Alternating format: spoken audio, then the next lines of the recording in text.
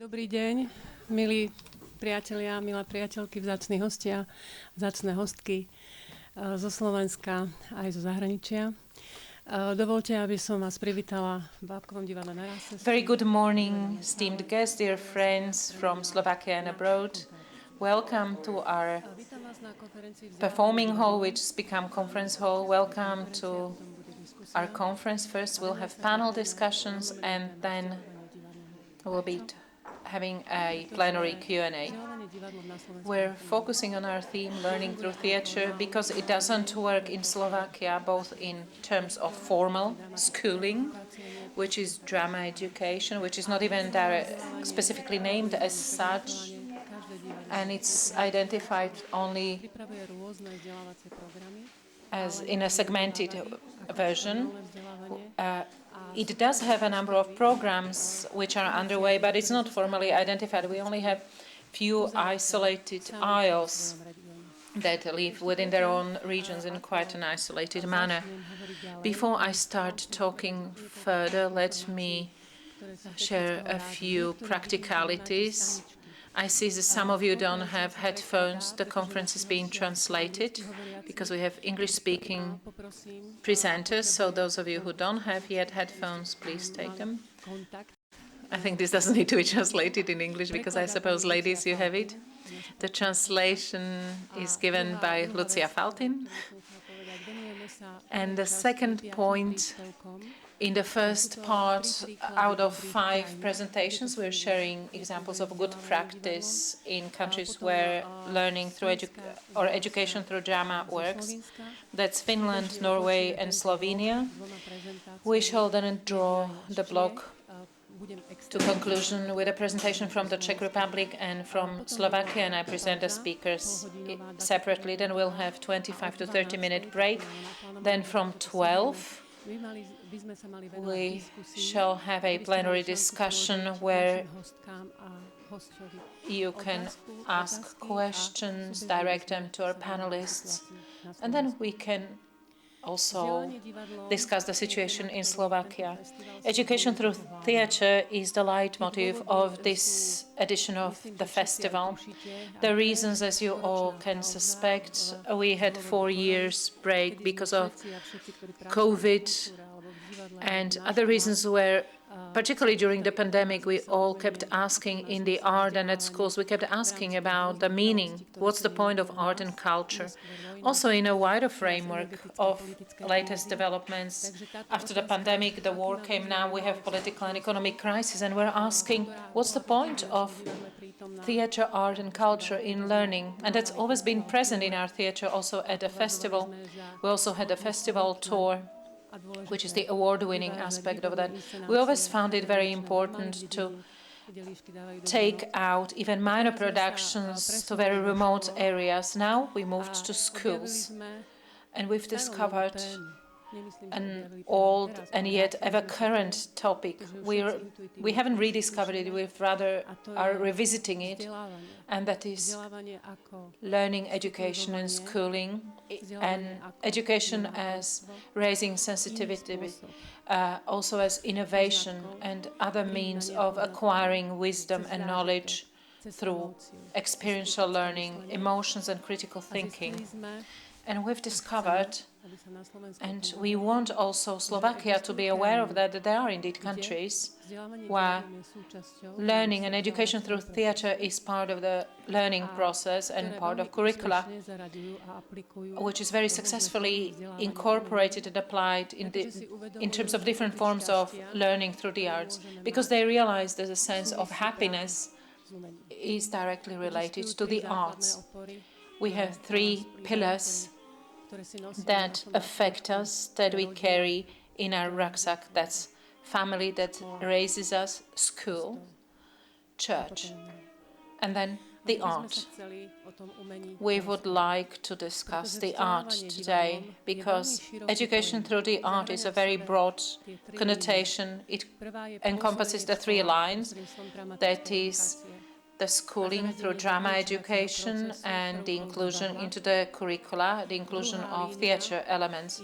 The second line is the very work with youth in the elementary schools of arts, work with children, and thus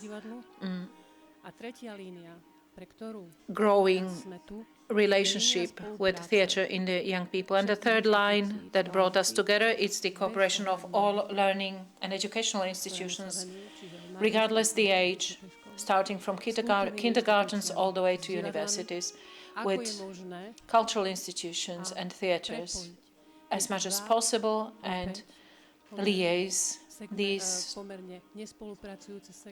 rather mal-cooperating segments, that is schooling and culture, within this type within the framework of this wider cooperations, to use the potential of stage production, bring children to it, and also talk about the educational programs and themes which to offer to the children to experience, so that we can raise in them aesthetic literacy, cultural literacy, drama education, civic education, respect to democracy and a better society.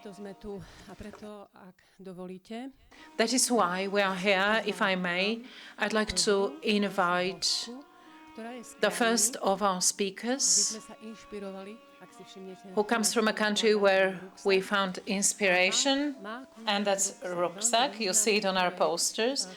Cultural Rucksack is an Atmos project that's dedicated to education through theatre in Norway.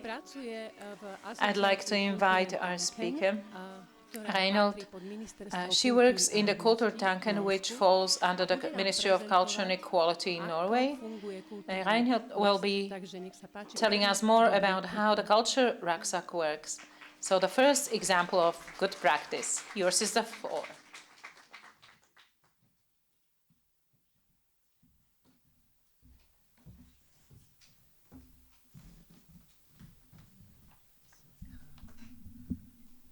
Hello, and thank you so much for inviting me to this very, very nice and beautiful city and lovely festival, and also this interesting arrangement. I'm very honored to be here.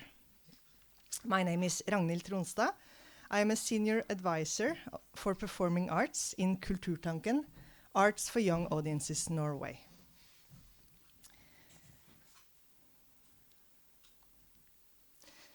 Kulturtanken is an agency under the Ministry of Culture and Equality, responsible for running the National Arts and Culture Program aimed at school children and youth, called the Cultural School Bag, or rucksack. It used to be called, now we are calling it school bag in English, but rucksack is also a word that we have been using. It's the same thing anyway. In this, we also cooperate with the Ministry of Education and Research.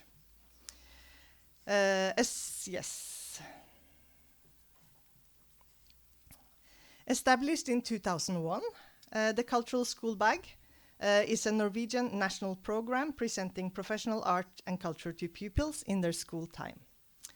The main aim and purpose is to ensure that all school children in Norway experience, get familiar with, and develop an understanding for professional arts and culture of all kinds.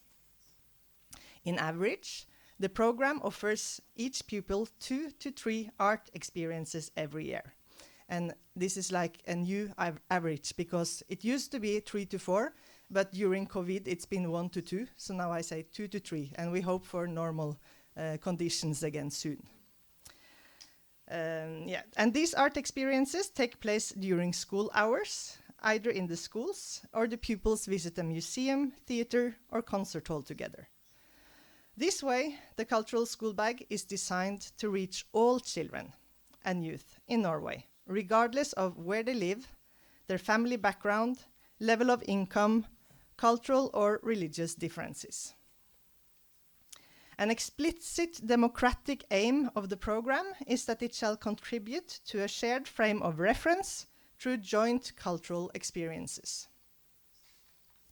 And this does of course not mean that they all experience the same art productions.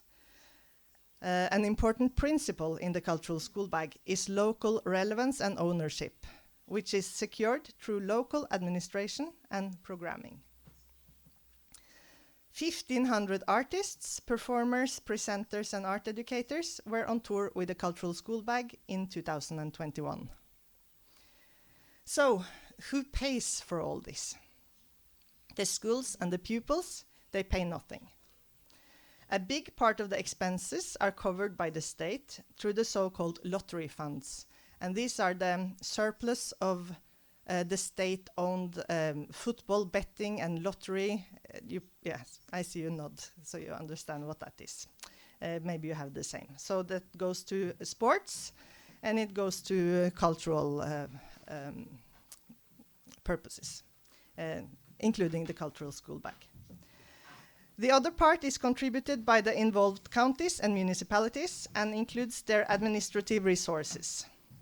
Altogether, about 50 million euro was spent on the program last year.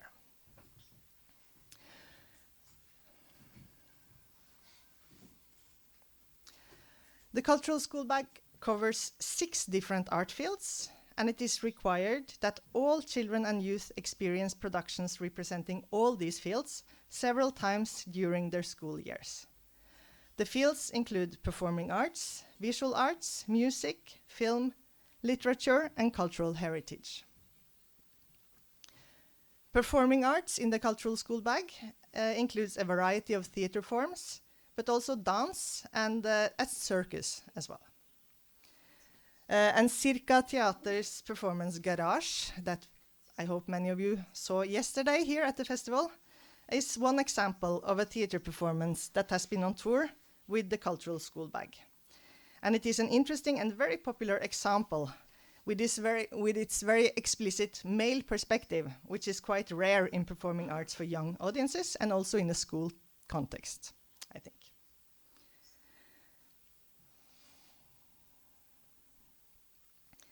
The program of the cultural school bag should be professional, of high artistic quality, and reflect a diversity of genres and cultural expressions. The cultural school bag is not primarily about introducing the children to make art themselves, but rather to experience art by professional performers. Nevertheless, giving the pupils opportunities to participate in one way or the other is quite common and popular, either before, during, or after the show. It is commonly held that participation is a good thing and will enhance the artistic and cultural experiences for children. And there are also given workshops in, for example, you saw the first picture I had was from a puppet workshop. So, so it's both showing theater and doing workshops.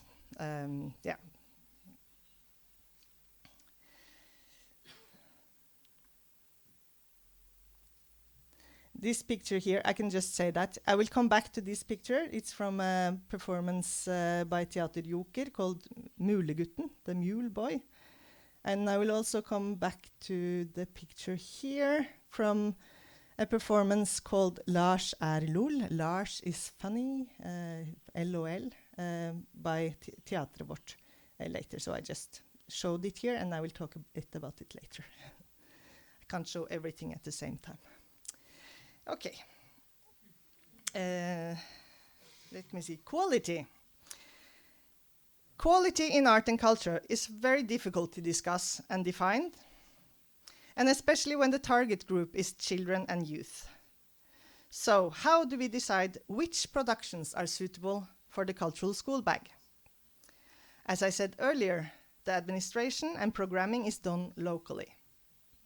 Most of it by dedicated administrations in 11 counties and 12 municipalities spread around Norway.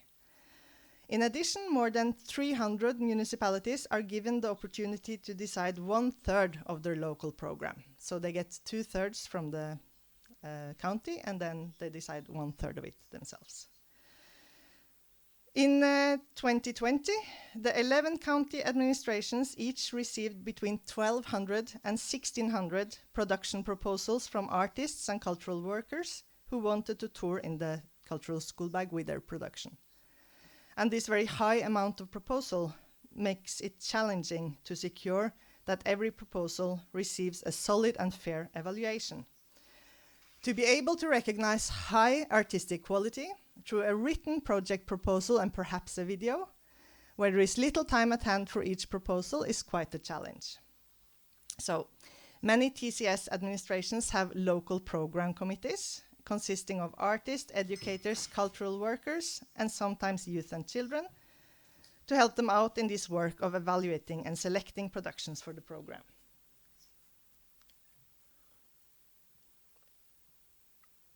And within the field of performing arts specifically, the organization Norsk Scenekunstbruk, the Norwegian Network for Performing Arts, has established an independent artistic council to evaluate theatre and dance performances to young audiences. Companies and performers can submit their performances for evaluation, and performances that pass this quality evaluation will be listed in their repertory. If the counties that are programming TCS choose performances from this list, parts of their expenses will be refunded.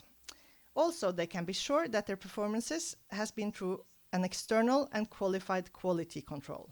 So this is a kind of incentive scheme where choosing quality literally pays off. And because the amount of proposal within the performing arts only, the 1,200 to 1,600 was for altogether all fields, but only within performing arts, they receive between 500 to 700 every year. So it is not possible to evaluate all of them through Norsk Scenekunstbruk. And I don't think it would be fair either to have the same group evaluating and deciding all performances offered to children and youth through the cultural school bag, because there are also a lot of other qualities that matter in addition to artistic quality.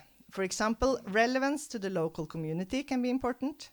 The reflection of local history can be considered just as important as artistic professionalism by some municipalities. Diversity is also an important matter to consider, such as the reflection and inclusion of minorities in the program. So all in all, just making sure that all principles are covered, like during the whole, like a person's school years, that they see variety and different kinds of performances. I think a lot of local program committees with a diversity of members reflecting the interest of most involved parties seems to be a good compromise. Okay, and now I will turn to the cultural school bag as an educational tool.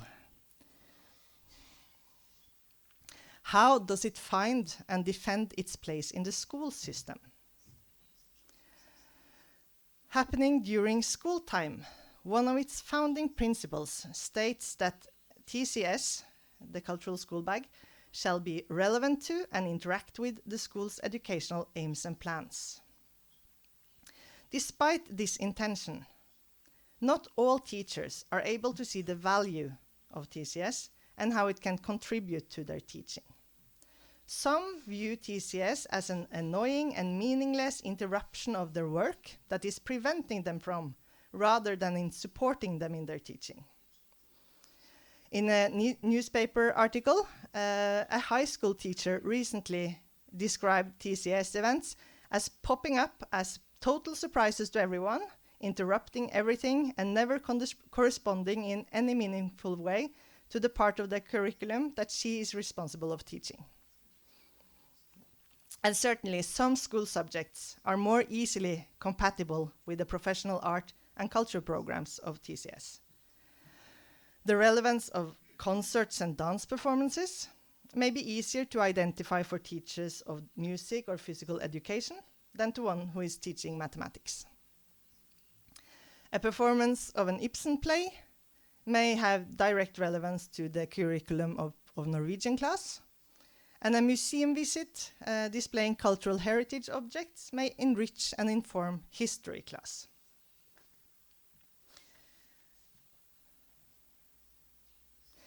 Reflecting the principle that TCS programs should be relevant to the educational aims of the schools. Examples exist of performances specifically addressing themes in the curriculum.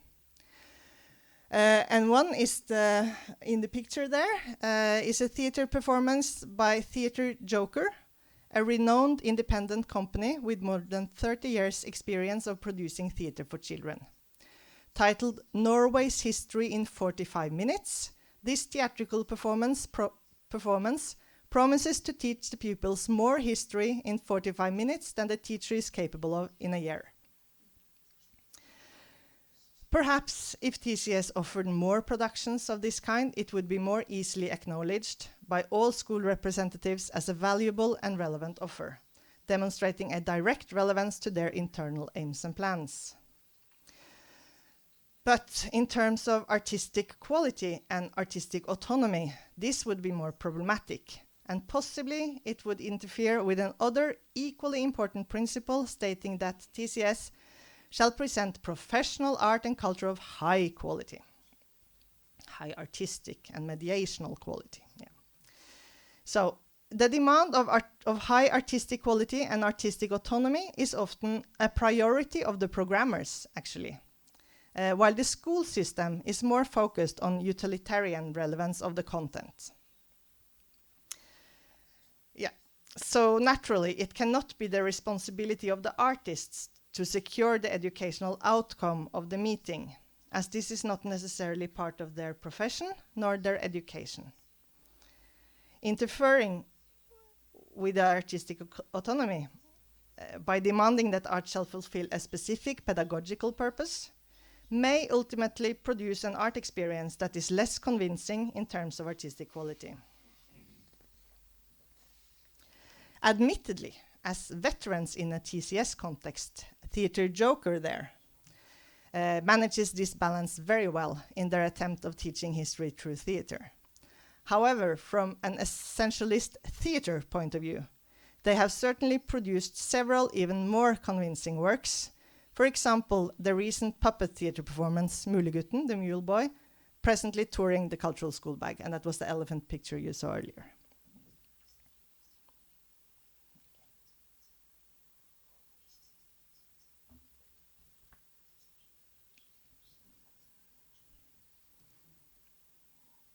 Can wait a little bit with that, or you start reading.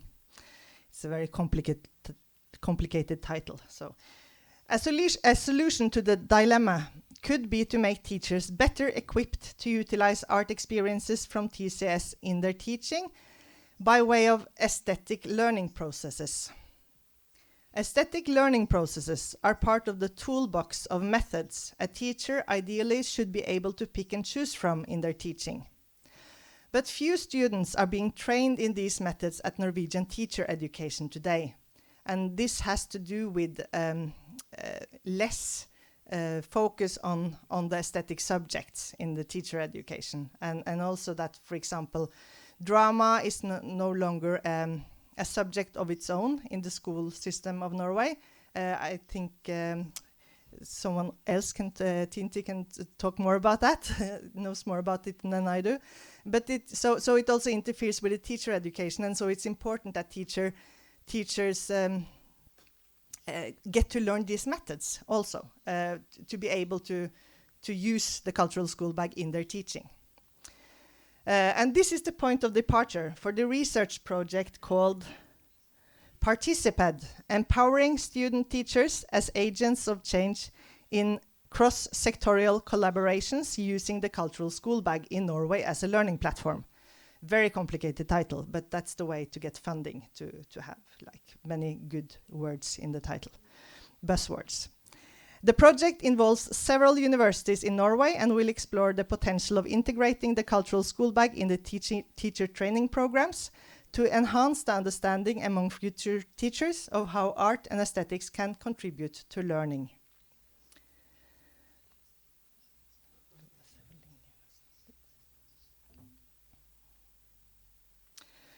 Due to a recent revision of the national educational plans, it is also possible to reflect the educational aims of the schools in a less direct way.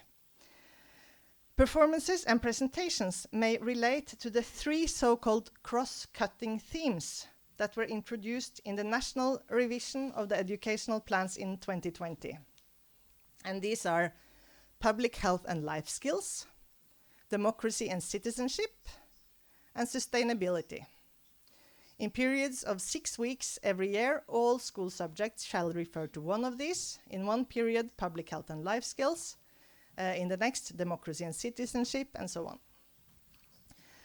Reflecting a more universal set of values and issues, these themes may represent a leeway for artists who have previously struggled with the dilemma of artistic autonomy versus the school's demand for educational relevance. Considering the new theme's more universal relevance to our time and lives, it is rather difficult for a theatre performance or a dance performance not to evoke them somehow, either directly or indirectly. And the 3 performances that I will be presenting in the following are examples of that. The first 2 evoke the theme democracy and citizenship, and the second one also raises question of sustainability, and the third relates specifically to the themes public health and life skills. And I will specifically focus on how the performances are mediated in a way that makes them relevant for school.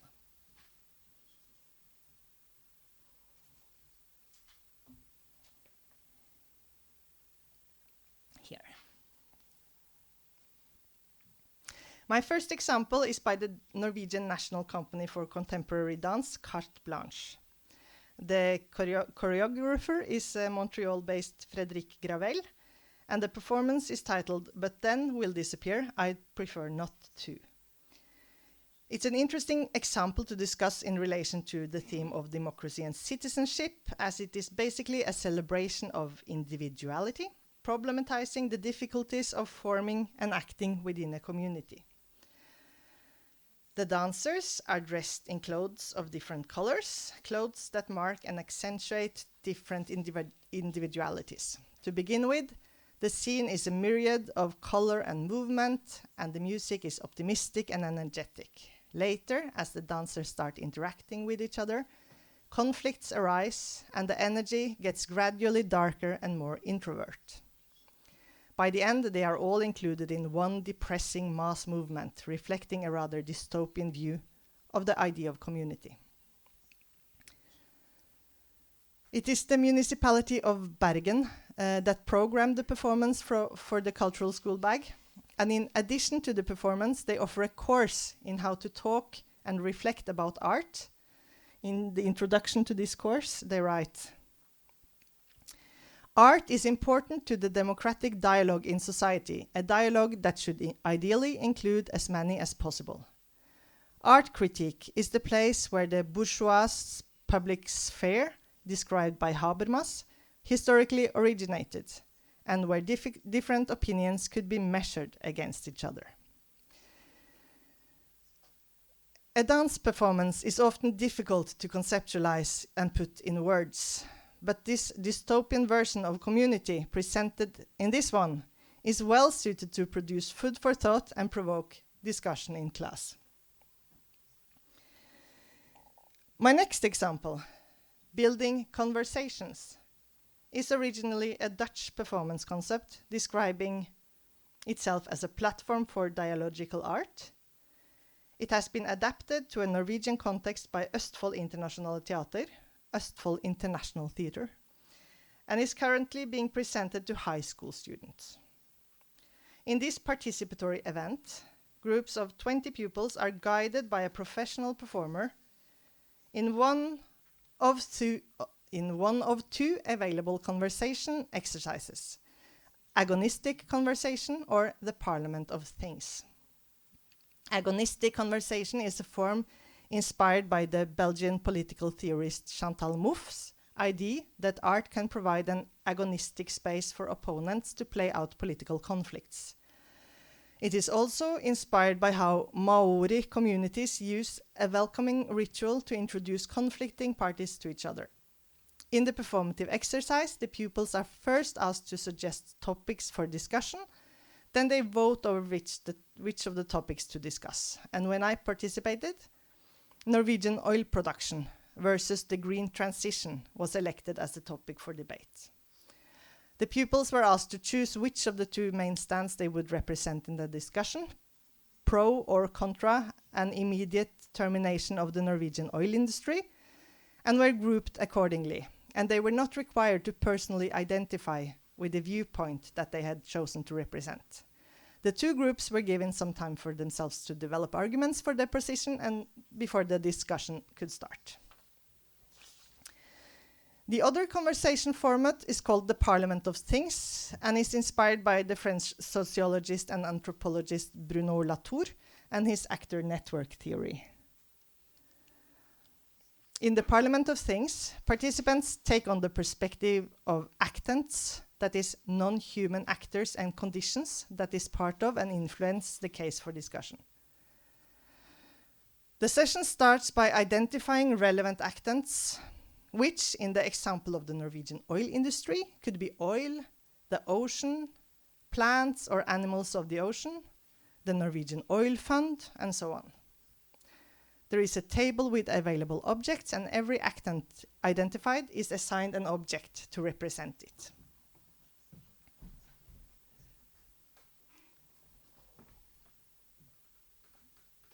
The participants are invited to place the objects, actants, in relation to each other on the table. Then each are to choose one actant object whose perspective they shall take in the coming discussion. Participants are placed in a circle on chairs, as you saw in the previous picture, and can speak on behalf of this object, of this actant. The word is free. After a while, the participants are invited to change seats and choose a new object actant whose voice they wish to express. Each participant thus represents a number of different actants and perspectives before the conversation ends. Framing building conversation as a piece of dialogical art in the tradition of German artist Joseph Beuys, a theater critic wrote that the performance, quote, in a unique way transcends the conception of art and pedagogy that are contradictory. The performance in a unique way transcends the conception that art and pedagogy are contradictory practices. The performance provides a safe space where democratic discussion can be practiced as a form of art in itself. Okay, do I still have some time? Then I have one more example. No. I don't have?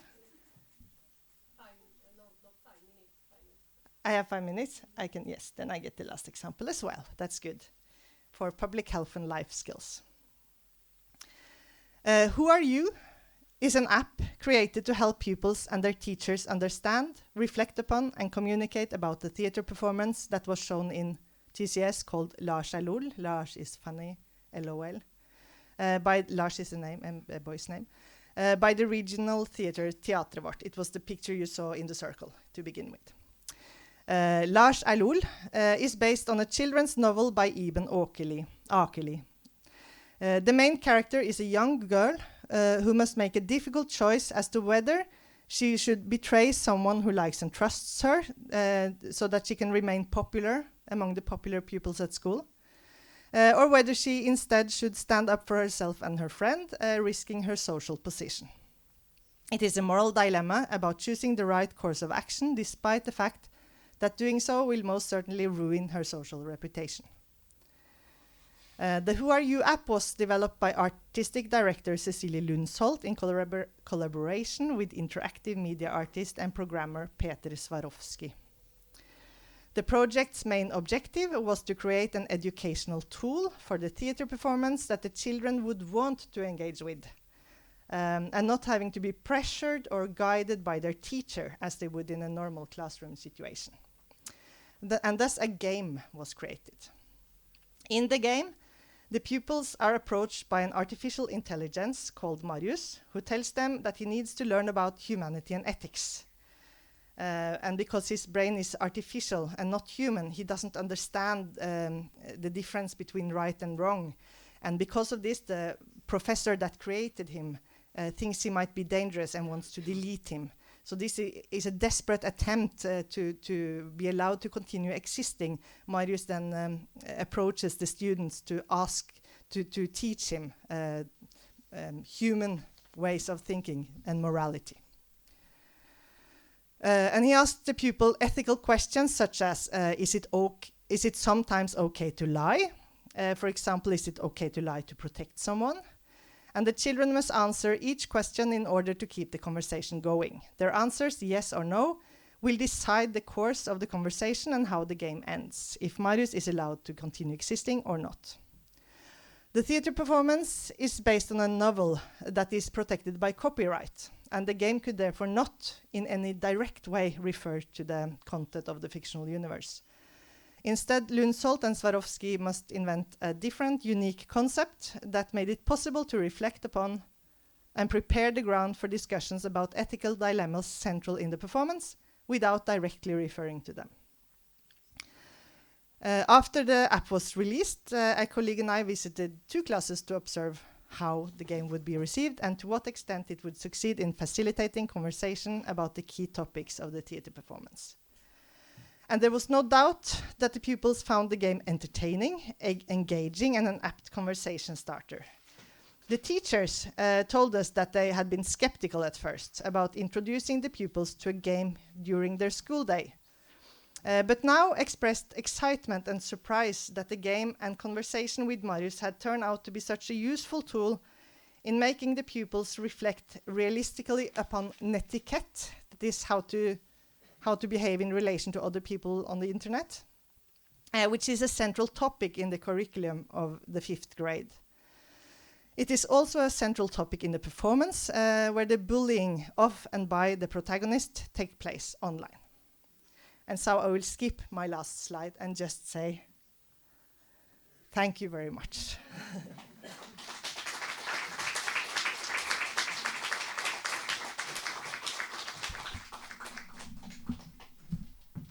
Veľmi pekne, pani Tronstad.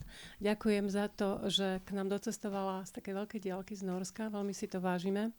A teraz by som pozvala predstaviteľku z Fínska. Je to čestná predsednička FIDEI. FIDEA je Fínska asociácia vzdelávania divadlom. Vo Fínsku to funguje inak, ako samozrejme v Nórsku. A pani Tinti Karpinen, ktorá je čestnou predsedničkou, aj zakladateľkou, aj divadelnou lektorkou a pôsobí priamo v školách, nám predstaví možnosti a situáciu vo Fínsku. Chcela som povedať, že ak ste si všimli, tak my práve sa zameriavame na to prepájanie divadla a vzdelávania, prepájanie so školou. Ideme naprieč teda tém, ideme naprieč umeniam, ideme naprieč žánrom. To je veľmi dôležité, aby sme nezostávali v uzavretom segmente. My sme bábkový festival, bábkarský festival, ale zámerne sa venujeme týmto veciam, ktoré musia prekračovať hranice, pretože všetkým nám ide o to isté. Ide nám o umenie a ide nám o to, akým spôsobom ďalej deti rastú a akí sme ľudia. Takže preto som to chcela povedať, pretože toto je najdôležitejšie pre nás a už pozývam druhý dobrý príklad pani Tinti Karpinen.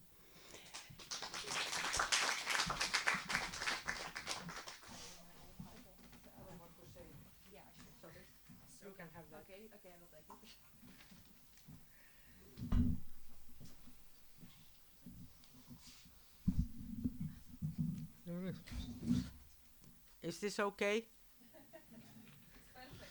I'm very poor with all technical things. Therefore, I married 52 years ago an engineer. I never thought that an engineer can also be untechnical. He is. However, I have several reasons to be grateful, to thank you. First, of course, that you invited me to come here. The second, to all those performers I saw last night here on the stage. Beautiful performance about what is to be a woman in the world, and not only a woman, but also men during the history. And it gave me again this question, why we don't learn. Why we do the same mistakes 2022 as people did 2,000 years ago and before that. And therefore I work, work and work, still at the age of 76. Yeah, I have promised to finish when there is peace in the world, and you know that it is not yet here. So, and then, what was one thing I had to say? One more, wait a minute. I mixed all my papers already. My husband sent me an email, SMS this morning. Slovakia has accepted Finland to be part in NATO. Just now. So, in fact, I told the Slovakian government that if you don't accept us, I am not going to speak here. So thank you, Slovakian people. In fact, we are very similar in many ways, Slovakian people and Finland, because we are all the same size of country, 5.5 million people. So we are minority in this very world, but we have plenty to do. And now I give you a task. Please think to how many people you speak so that they can hear you speaking in one day. It doesn't matter if you are talking in a bus or in front of audience or in telephone or wherever, but a normal day, an approximate, how many people can hear when you speak? Take just one day in your life.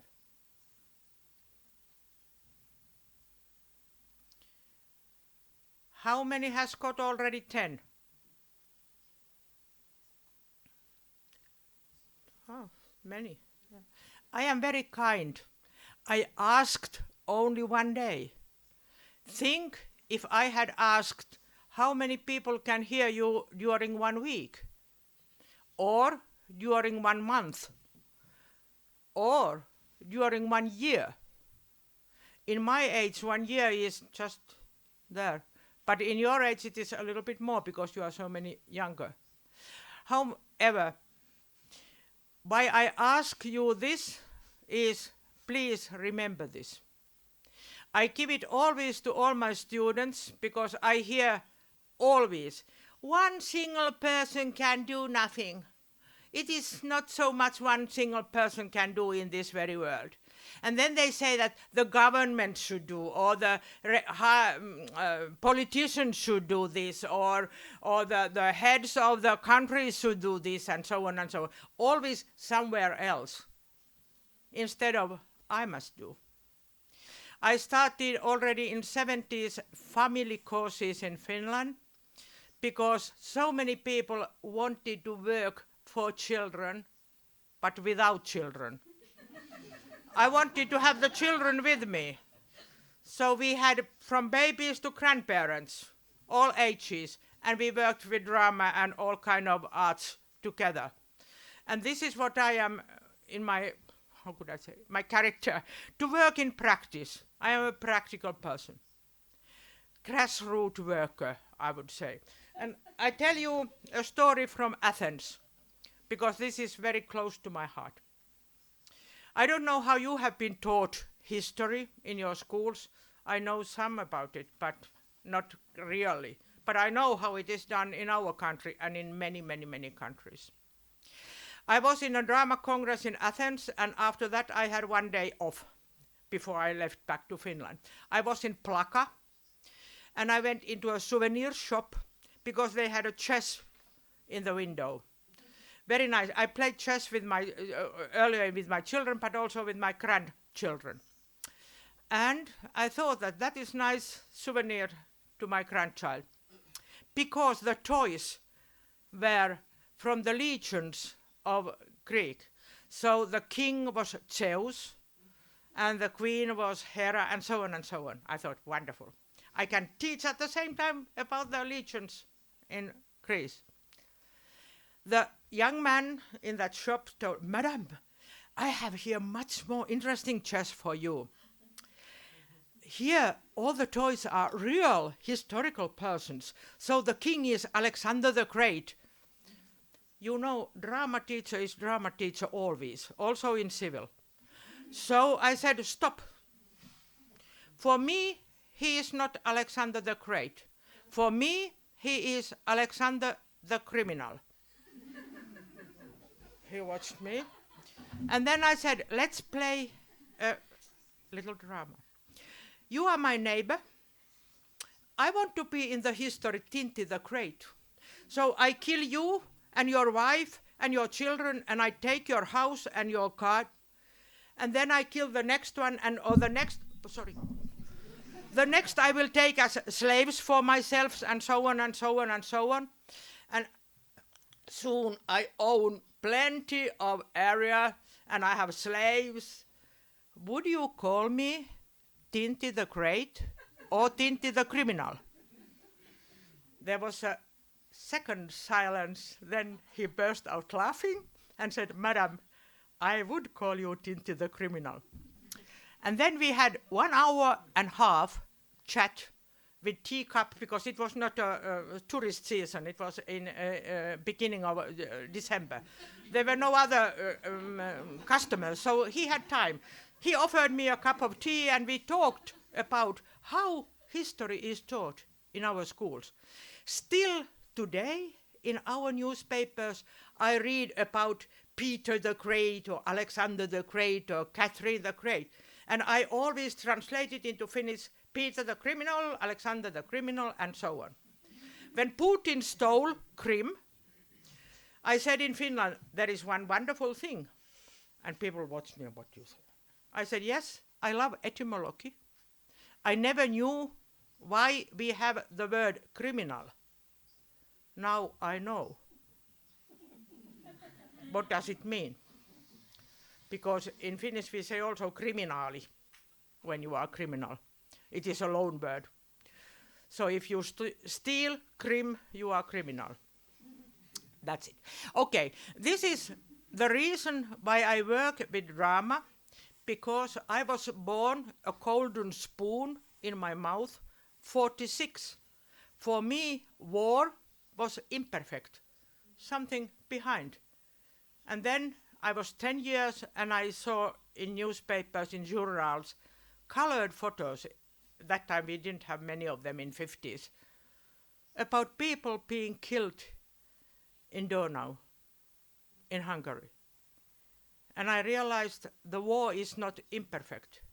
It is here now. It was the end of my childhood.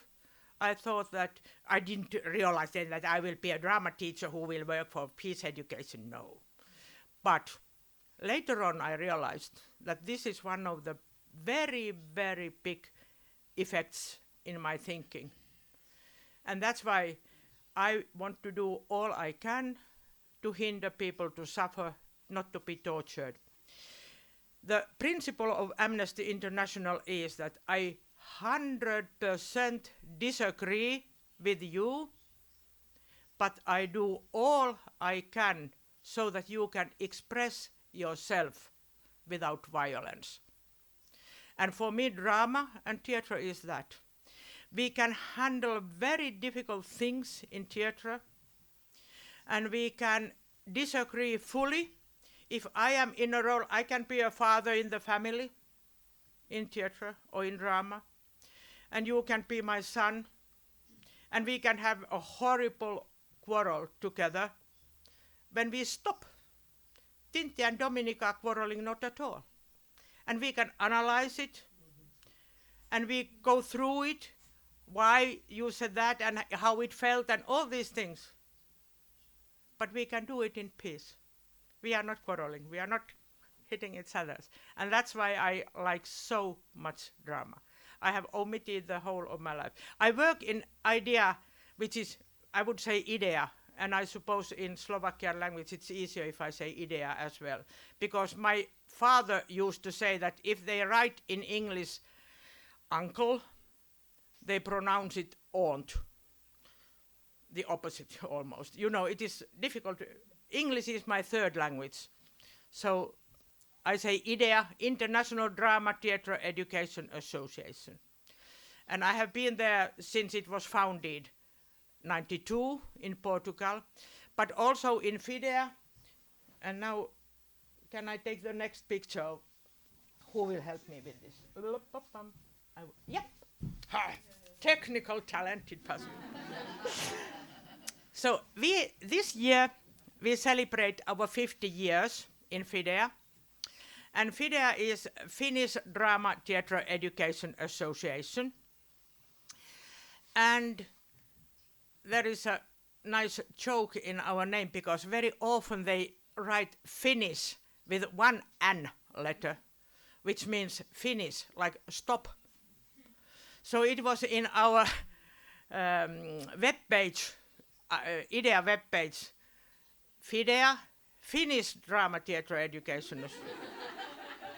And I called the administrator and said, sorry, we are not going to finish it.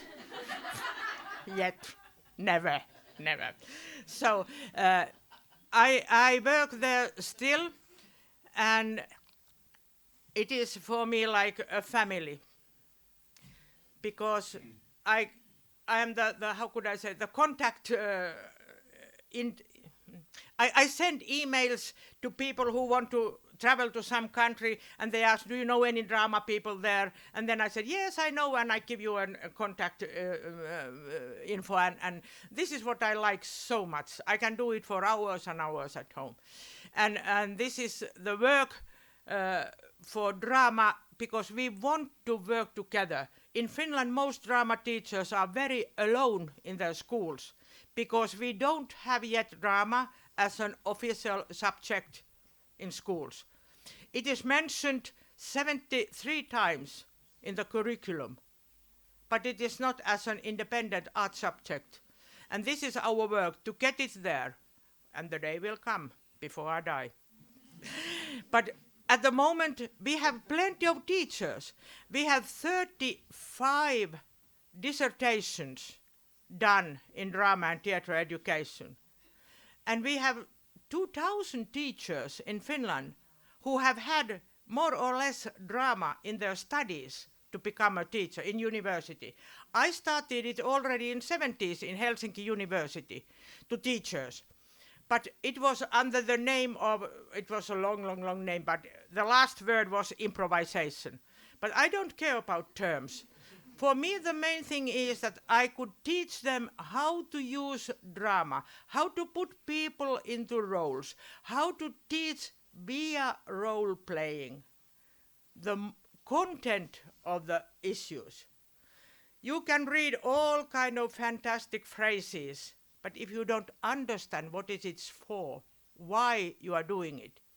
And I love the Chinese wisdom. What I hear, I forget. So better not to speak anymore. What I see, I will remember. But what I do, I will understand. And this is what we do in theatre and drama. We really do, we put ourselves into it, and then we get some understanding about what we are really doing. I have a very boring, I worked on Monday the whole day to make, I'll show you all this. Wait a minute. Boring, this kind of job, all these things, what we have done, and then there are, I show it like this. Yep. But you will get it. It is, I have problems. If I start to read it from here, I get lost. So I prefer not to do it. You will get it from the organizers because they have it printed, all these phrases. So what is this for? I gave them also DICE research, because if you are to go to politicians or stakeholders or decision makers, and you need to convince them that why we need lessons in drama in schools, please use then these arguments, because it is the language they speak. And what is my main argument when I talk to them, I tell always that I am originally a mother tongue teacher, and I specialized in drama and theatre and so on, but I have been teaching maths and mother tongue and every now when teacher has been sick, I have had lessons in different subjects in schools as well. And this is now honest speech. In a classroom of 30 students, after 45 minutes or 1.5 hours, 5 or 6 can tell that it was just the same whether I was there or not. So no activities, nothing, if I'm teaching mathematics or history or mother tongue or whatsoever. But in 50 years, which I have been drama teacher, I have never given a single lesson where every student in the classroom, every person has not participated. Being heard, talked or expressed. It doesn't matter whether it was 3 minutes or 10 minutes or 15 minutes, but no one can after the lesson say, the same if I was there or not. No, because they have talked to each other, they have changed roles, they have been heard. And I am not saying that drama is the medicine for all diseases in the world. But when we have had those horrible accidents in schools, school shootings, for instance, in USA, in Finland, we have had them as well. And they have, all the wise psychologists and psychiatrists, they have studied how is it possible? What is the common feature in these people doing such horrible things? One thing is in common. All of them have been very lonely. They have been with their and they have found people in internet and all that, and they have communicated with those, but they have not been face to face, hugging each other or whatsoever, really playing together. And therefore, I think drama is a very valuable thing, because you are never alone. You are always taken on account. And I can thank, in this sense, COVID, because it put all of us into webinars and Zoom and Meet and whatever are all these things. But at the same time, it grew up the importance of really being together, facing each others, seeing all those expressions and hugging and blah, all that. It will never substitute, or whatever we can see wonderful things and films and whatever, but it is never the same than feeling each other's. So you cannot really make love with a computer. You need another person to that. And it is the main thing in this very world, to be in love, to love other people, to work together, to enjoy and work together. And one of my main arguments why I do drama for peace education and games for that is that we have the philosophy in our games all over the world totally wrong. And now when I say you 90% or something like that, don't believe, because I'm not a researcher.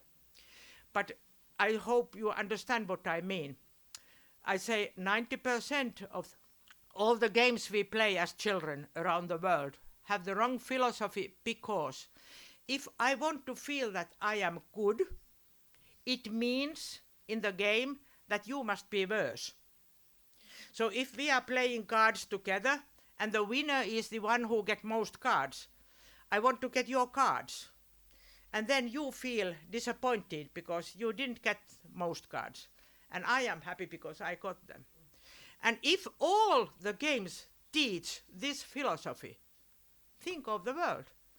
I want to get more and more and more. And the other reason is the fairy tales. I love fairy tales. I use them a lot. When I have a drama workshop for drama peace education, I use very often Cinderella. Because think of the mother ready to cut the toes of her own children, of her own daughters, or ready to cut the to make the shoe suitable to become a mother-in-law of a prince or king, to get power. So in my thinking, I'm very naive, as you have already heard. The most leaders in this very world, they are living in this fairy tale world. They have not grown up because they think that if only I kill that monster or stepmother or dragon or whatever you call the enemy, then I will get prince and half of the reign. And this is what happens today as well. If you think the world, the real policy today, we are living in Shakespeare plays, poisoning other leaders and doing all these horrible things. And for me, one of the reasons really is that from the very childhood we learn that if I want to be good, it must make at the same time that the others are not so good. That's why I have changed several traditional games into a different form so that we all enjoy when playing. And it is not important if you win or not. I go back to that chess. I never want to pretend with children that, oh, I made it by accident, or I am not that good. Oh, you are so good. No, I do all my intelligence and all my how good I can be. And when my son or grandson is near to lose the game, the fight, we change. So if I had whites and he had blacks, we change. And then I have the horrible position, and he has the good one. And then I can use again all my intelligence and try to find my way. And then again, when he is near to lose, we change again. And this is the way I wanted to teach him how to play. And not only to teach how to play, but also that the idea to play is to have fun together. Not, I want, no, but we talk all other things at the same time. I invented a game board called Capula game. Capula is the suburb where I live. And this was a big surprise to me that children didn't want to win. The game board is a map of our area, and you get a task from where to go to another place. The real streets are there and all that. And they didn't want to get to the goal, because if they go to the goal, they are out of the game. They wanted to do all the tasks, and I put plenty of humor into all those tasks, because I hate when parents are playing with children. Oh yes, let's play, this is so nice. Oh my God, how long I am to play here. No, I wanted them to enjoy the play as well. And when fathers were sitting in our kitchen even evening after evening, and my school friends asked, you must print it because we want to get the game board. So then I printed it. 83. Yes. Is it 5 minutes left? Or already finished?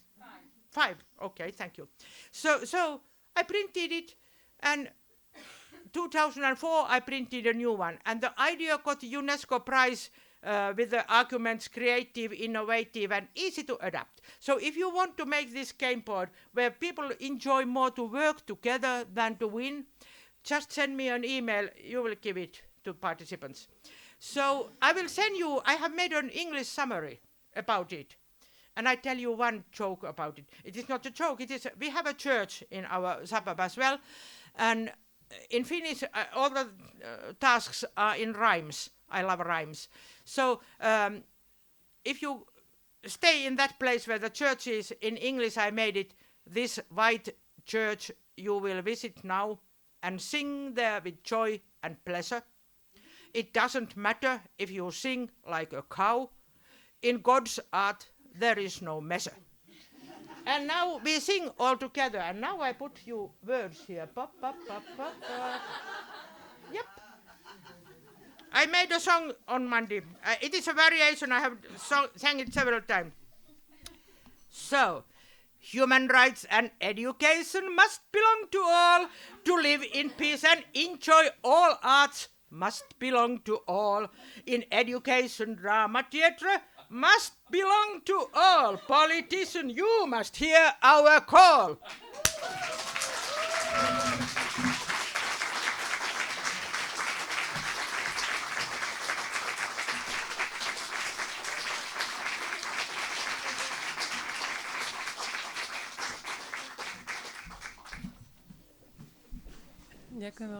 Thank you ever so much for the dramatic performance and a glorious presentation, Tinti.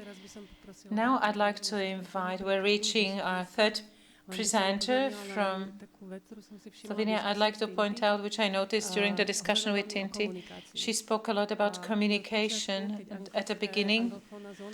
When the Anglophone zone started talking about learning through theatre, there was a sentence, theatre are no buildings, theatre are people. And what's most important is to communicate. The schools are communicating, we're communicating, and this is what's bringing us into Slovenia and how they treat communication between schools and theatres and other arts in Slovenia. Špela Šnigoy from the Ljubljana National Theatre, who's a theatre lecturer, and at the same time she also leads the project dedicated to learning through theatre and culture, and it's entitled Culture Bazaar.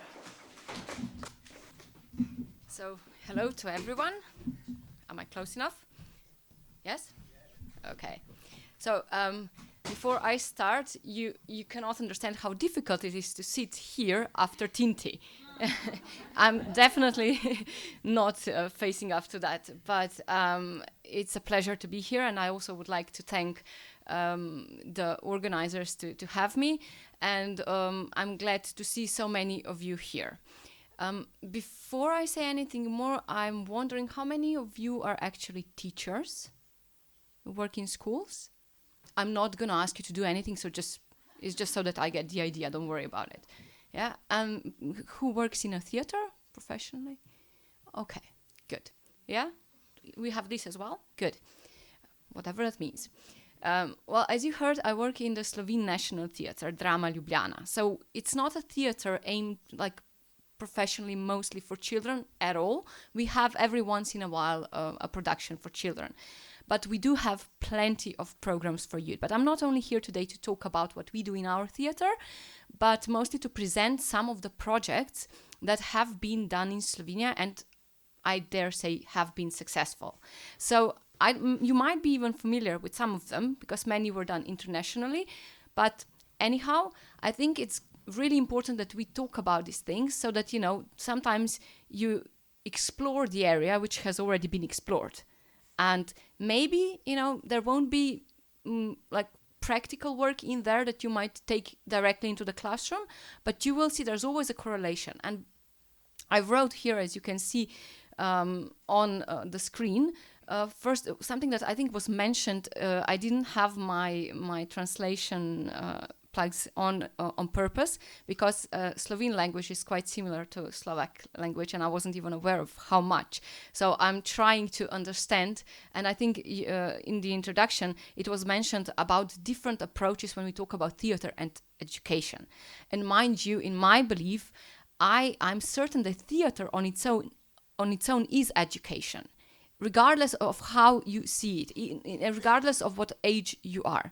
When you get the theater experience, like properly, you're being educated. It doesn't need to be the content of the play, you know, it's just the whole experience. And I'm certain that you will never find anything more holistic than the theater approach. As it was mentioned before, I will repeat some things for sure now, because I'm the third in a row. That, you know, you have people who are visual, you have people who are more audible, you have people who are very kinesthetic. I will probably be one of those because I will move around a little bit. And that's the thing. You get all of that in the theatre. So it's really difficult for a visual type to just listen to someone, you know, or vice versa and so on. But when we talk about theatre and education, we can be talking about teaching about theatre, which is what I do most because I work in a professional theatre. So my job is to teach youngsters about theatre literacy most of the time, to introduce them into theatre. Then also we could be, and the terminology here is on purpose a bit like not maybe what you're used to, because I think we're often confused about terminology here. So I'm just going to be explaining these things. It's not, I think that there's a field that needs to be worked on, is so that we all know when we're talking about the same things and maybe just calling them differently. Well, teaching through theatre or with help of theatre, which could mean relating to the content of a play that you went to see with your students, or this can be very cross-curricular because you take this into the classroom afterwards. But it can also mean to put kids on stage to work with them, like so that they become active in theater, and then teaching using theater methods or techniques, which of course for all of you who are teachers is what you're after, I suppose. And as it has been mentioned earlier, some subjects will be easier to use this than others. But come on, you're teachers. If you guys don't have imagination, I don't know how you survive in school. And it's because of the school system that you need to get through, and it's also because you need to survive in the classroom with youngsters, right? And it's most fun it can be, but you need imagination. So I'm sure that you would be able to adjust and adapt certain things so that you could use them in the classroom. But as I said, I'm here to present, to kind of point out some of the projects that worked in Slovenia. So as I'm also, not exactly technical, but we'll manage. So Cultural Bazaar was mentioned, and that is kind of the umbrella thing for many projects that go on as far as arts and culture education is concerned. A national cross-sectorial project aimed at promoting arts and culture education. It says it all. I'm very glad to say that two ministries, the Slovene Ministry of Culture and the Slovene Ministry of Education, Science and Sports. We have, I don't know how the ministers are divided here. I know it can be even more separate, but this is how we have it. So these two ministries and the National Education Institute of Slovenia joined forces here under the executive producer, which is Cankarjev Dom, a conference hall in Ljubljana. And so this is an annual event. It happens every year once, and but it's so much more than that. And in that one day, we all have the opportunity to go through different trainings, workshops, to see performances, exhibitions, and so on. The project, as you can see, is implemented. I will cheat a little bit just so that I don't mess up something, because I have this I'm not really nervous, but it's quite a lot of you, so yeah, it's some feeling that it's very positive though. So the project is implemented in cooperation with more than 300 professional culture institutions and important culture workers who are active in all different areas of culture. So these people all meet up on that one day and provide, different culture experience for educators, for students, and even for general public. So it's like an open day for culture, okay? And as I said, each year this happens once a year, and then there are certain topics that we kind of dedicate the year to. For example, I don't know, health or maybe ecology or something bigger, so other people can also join in from different areas. So just briefly, what does it offer? Mostly for educators or even cultural workers. It's definitely the main national professional training, because so many things happen on that one day, so many workshops, so many trainings, and so on.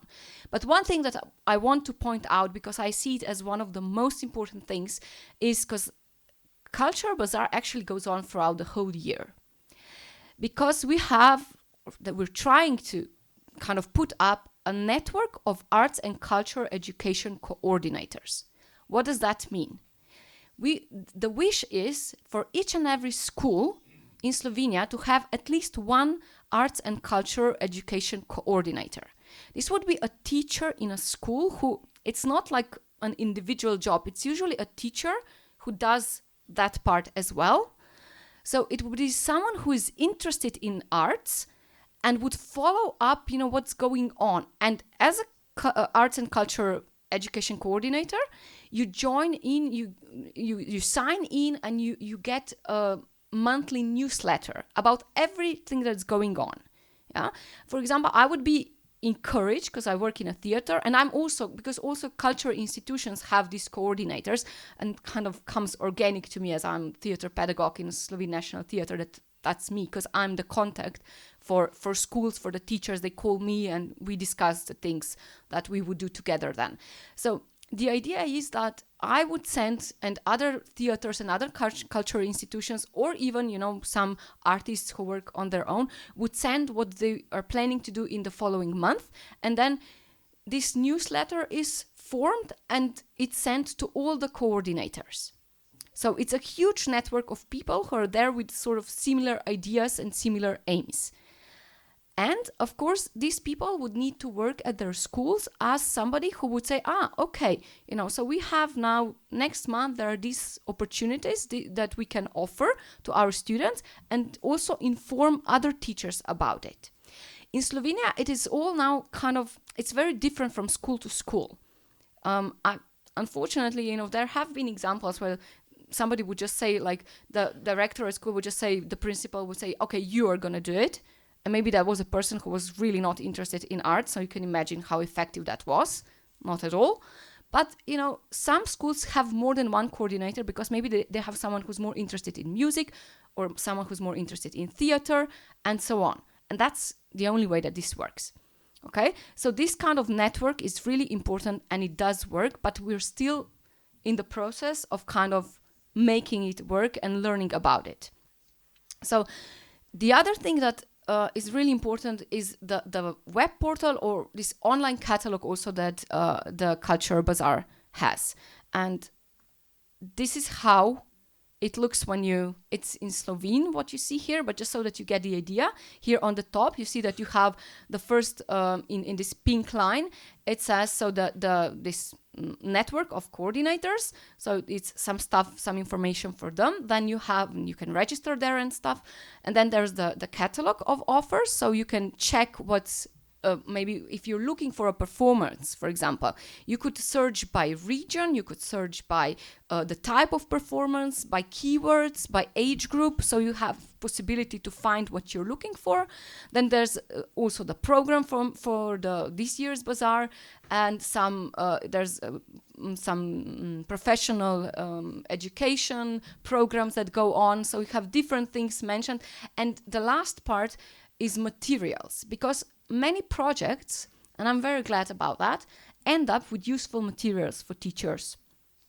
This unfortunately only exists in Slovene language, but it's a manual for theater education, for theater literacy. And it's a product of many workshops, of many projects that, one specific that I will mention later, really, that we've done in Slovenia. Okay, so and you have many of these kind of materials here as a theater coordinator that you can use, and what's important is that this is like practical stuff. There are exercises in there that you just need to take out and use in the classroom. We're not going to go through that, don't worry about it. It's just the text because it's still important, but this is also available in English online. So, because I'm going to run out of time probably, so I'm not going to go into that in detail, but mind you, if you're interested, you can log on, you can to Cultural Bazaar site, and you will find there's also an English version, and there will be all of this written there. But obviously, raising and spreading awareness of the importance of arts and culture education in educational institutions and society at large, that's the key point. That's what we're aiming at.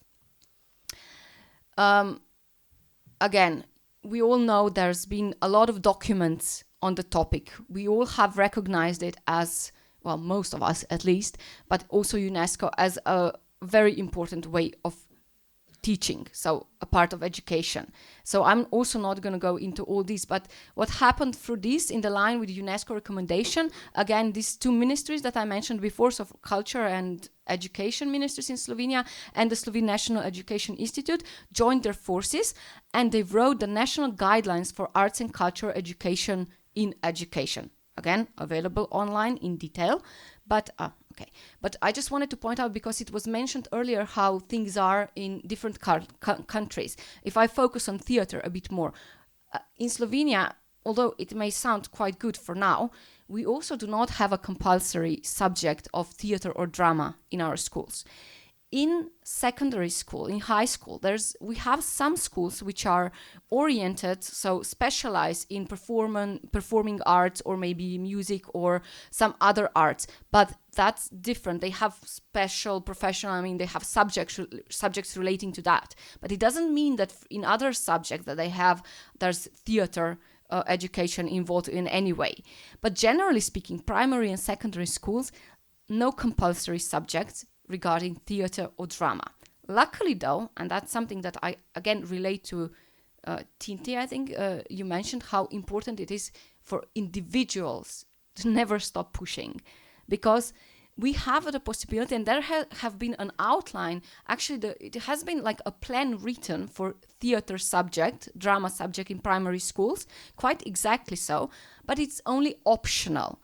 And it can be that some school might not have a teacher who would be eager enough to do it, because it's not a lot of them would have an education that would support that. So it would mean probably some extra training and so on. So, if there's no one, then they might not even have the subject. The other thing is, it's only the children can choose it only once in the primary school. So meaning that if you have a child who's really interested in theater and he or she chooses the subject in the 4th grade, then in the 5th one, 6th, 7th, 8th and 9th, they can't choose it again. And it happens sometimes that there's a generation that, they won't have enough students, enough pupils to actually carry out the subject. So there's a gap year, no drama, or no, usually it's called theater club, this subject. Okay, so I think that's quite tragic. So yes, we're trying. There are many things that have been done, but far from there yet. I will mention now some of the projects. I will not be able to go into so much detail as my colleague the first presentation went, but because there are so many projects, and I'm glad to say that, but then at the same time, I know I will leave out many of them, which is not quite fair, but we won't have time to go through everything. Slogi is the Slovene Theatre Institute. And they obviously are in charge or they're committed to preserving Slovene theatre heritage. They also have a museum in the house, a theatre museum, and an amazing educational program. And this is only because they have an amazing woman there who is in charge of this educational program. It wasn't there from ever, but Sandra Jenko came and she kind of took control. And I think she has more than 20 different workshops that go on regularly. So they are also, the Slovene Theatre Institute is also the national coordinator for arts and culture education to the field of theatre, which means if I don't send my proposals, what we might invite teachers to in the following month for these coordination things, then she will nag me and kind of remind me, hey, we still haven't got anything from you. Are you doing anything interesting for schools next month? And that's a good thing often, trust me. So this is one of their projects, Gledališče. So Gledališče is a Slovene word for theater. As you can see, it's written up there. The L in the middle is in brackets because the title of this project is actually very smart. First part of the word gleda in Slovene means to look at. Yeah. So, and išče, so after the L, to search. So what else is a theater than to see something and then to search for what that, how that made you feel, or what happens, what is the consequence? Because going to the theater is one thing, but it's leaving the theater. That's when the magic happens. Well, it should at least, unless it was a really bad performance, and then maybe it's okay if it doesn't happen. Yeah, and it's up to us also to kind of teach young audience how to recognize that, how to be able to engage fully in this experience of theater. Okay, so this project was a part of a bigger sort of, as you can see here, it was on from 2016 to 2021, and it was a national arts and culture education project for increasing theater literacy and the creativity for children, and so on. All the right words, as someone mentioned earlier. It was financed by the European Union and also by the Slovene Ministry of Culture. And it was designed as a model project. it included different things, like 3 major ones would be predstava now Slovene is a problem, pod drobnogledom, the performance under scrutiny, which funnily enough, this also has, this manual has a title which would be theater under scrutiny, so under microscope if you want, because this is a consequence of this project. Then we have pred rami se, wake up, and eden drugmu ogna dajmo, let's pass the flame. I will concentrate on the first one because I participated actively in it and I got so much from it that I think and as quite a lot of you are teachers, I think this is something that's very useful in practice. This was a project that joined professional theater workers, artists, sometimes actors, but maybe also some, other professionals with teachers. And they would work together as a team, but first year or first time, mostly the theater professional would be in charge of preparing students to visit a theater to see a performance. And funnily enough, and this is really a coincidence, I wasn't aware that today you can see a Slovene performance of theater, a puppet theater from Ljubljana at 5 o'clock. Somewhere else is the title. And I have here, because this was actually a show that I was preparing a class with a teacher, of course, to go and see. And I printed out this preparation with exercises. You can see this. You can't see that because it's too small. But this is on these pieces of paper here. It's the preparation. Like you have different exercises, the duration that we kind of estimated, that they would take, and the aims of these exercises. And you can take this, it was kindly printed out for you as you leave, but this is actually the practical work. I think this is literally, you can use this for other things as well. And you can maybe look at this, and if you go and see the performance, it will make a lot of sense, because accidentally it's actually the same for this performance. It was made for this performance. So the teacher and the theater worker work together because they have different knowledge. You know your children, you're in the classroom with them all the time. I only see them when they come to the theater. It makes so much sense that we collaborate, that we cooperate together. Because I can offer a lot of things in the theater, but you know them and you will be able to kind of decide if they're really ready for it, if that's something you're up to, and so on. And this was the idea. So first year, the teacher leans on the theater professional for help. And then the second time, and then they go and see the performance together. It's important for the theater professional also to see how, the kids would be engaged in the theater. And then they do the reflection of the performance in a similar way. Second time round, the theater professional is only a mentor to the teacher. So the teacher does the things on his or on her own, but just in some sort of, they consult together with the theater professional. And third time round, God knows it's not going to be in the same school year, not in Slovenia at least, because it's hardly any school that would take kids to the theater 3 times. I mean, if it's 1 time, we're very happy per academic year, that is. So we're not kind of fooling ourselves here. But the idea is that then from, the third time on, the teachers are capable of doing this preparation on their own. But I'm really glad to say that, I showed you this book, that there have been, even though the project finished, there are these things that still remain with us, like the manual and Zlata Paličica, or Golden Stick. This is a platform that was done during the project. And it's actually like similar to Bazaar, but this is just for theater. It has a whole collection, a selection of theater performances which are aimed for children.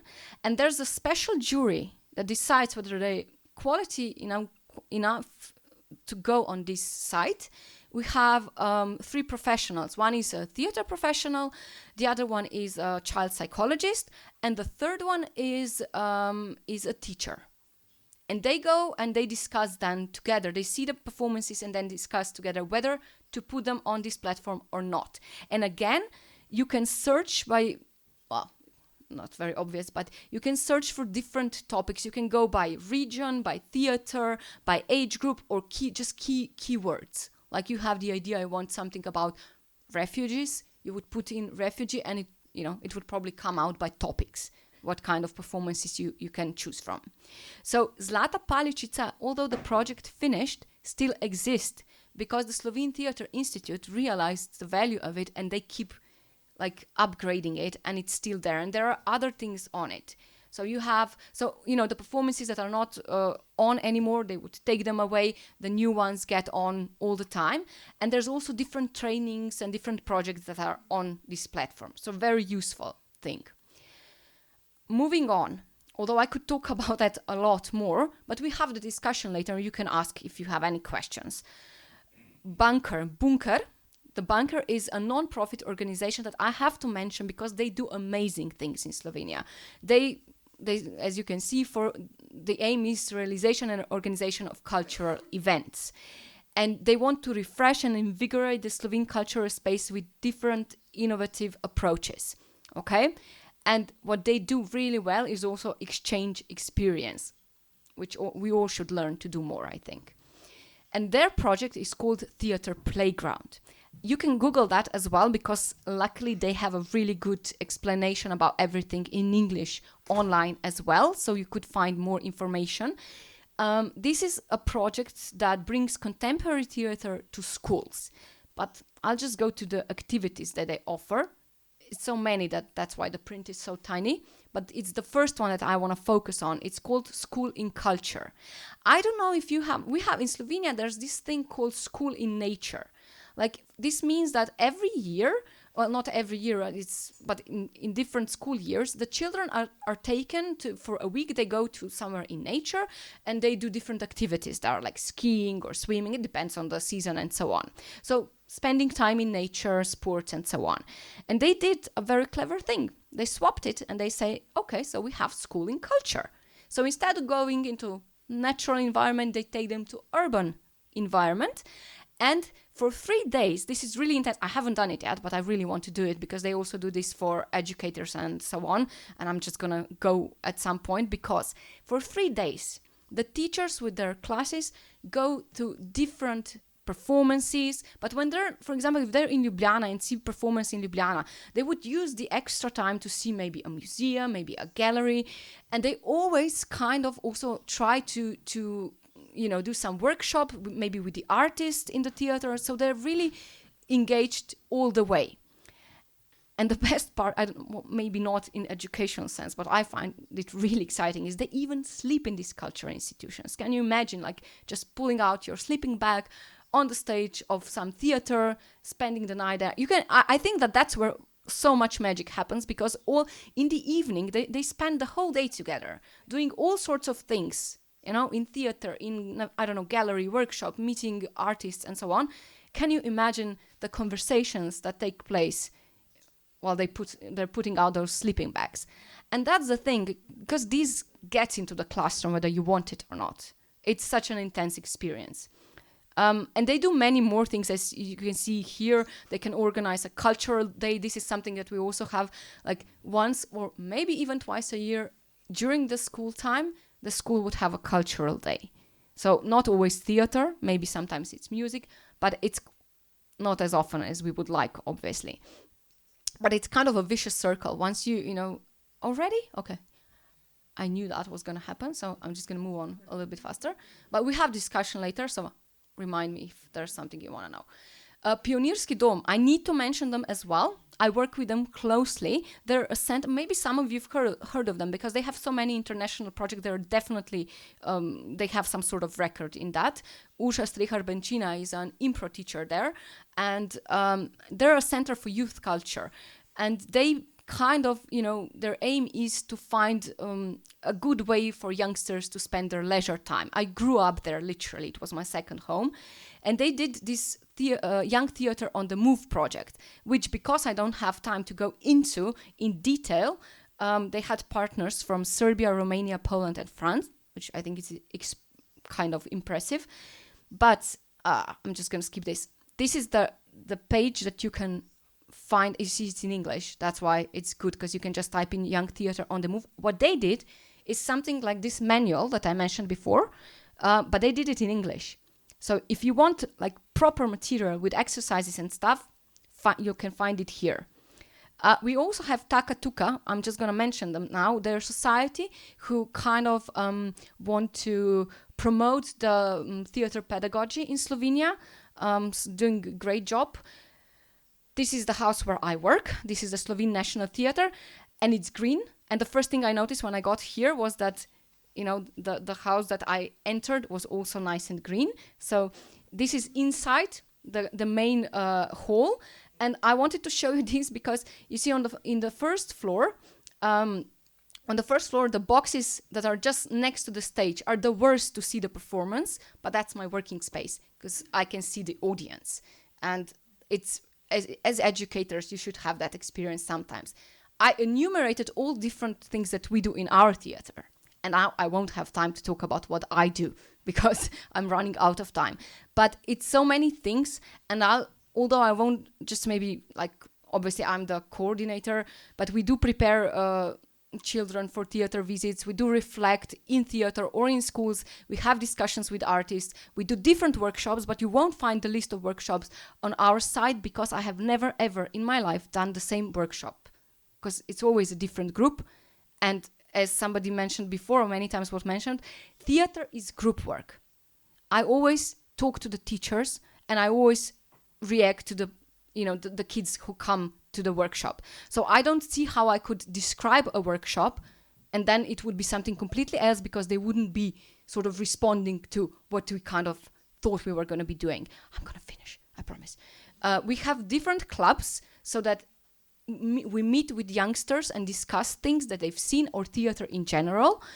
Backstage tours are the best possible way to teach theater literacy, because you can go through all the occupations, you know, all the things that are happening there and so on.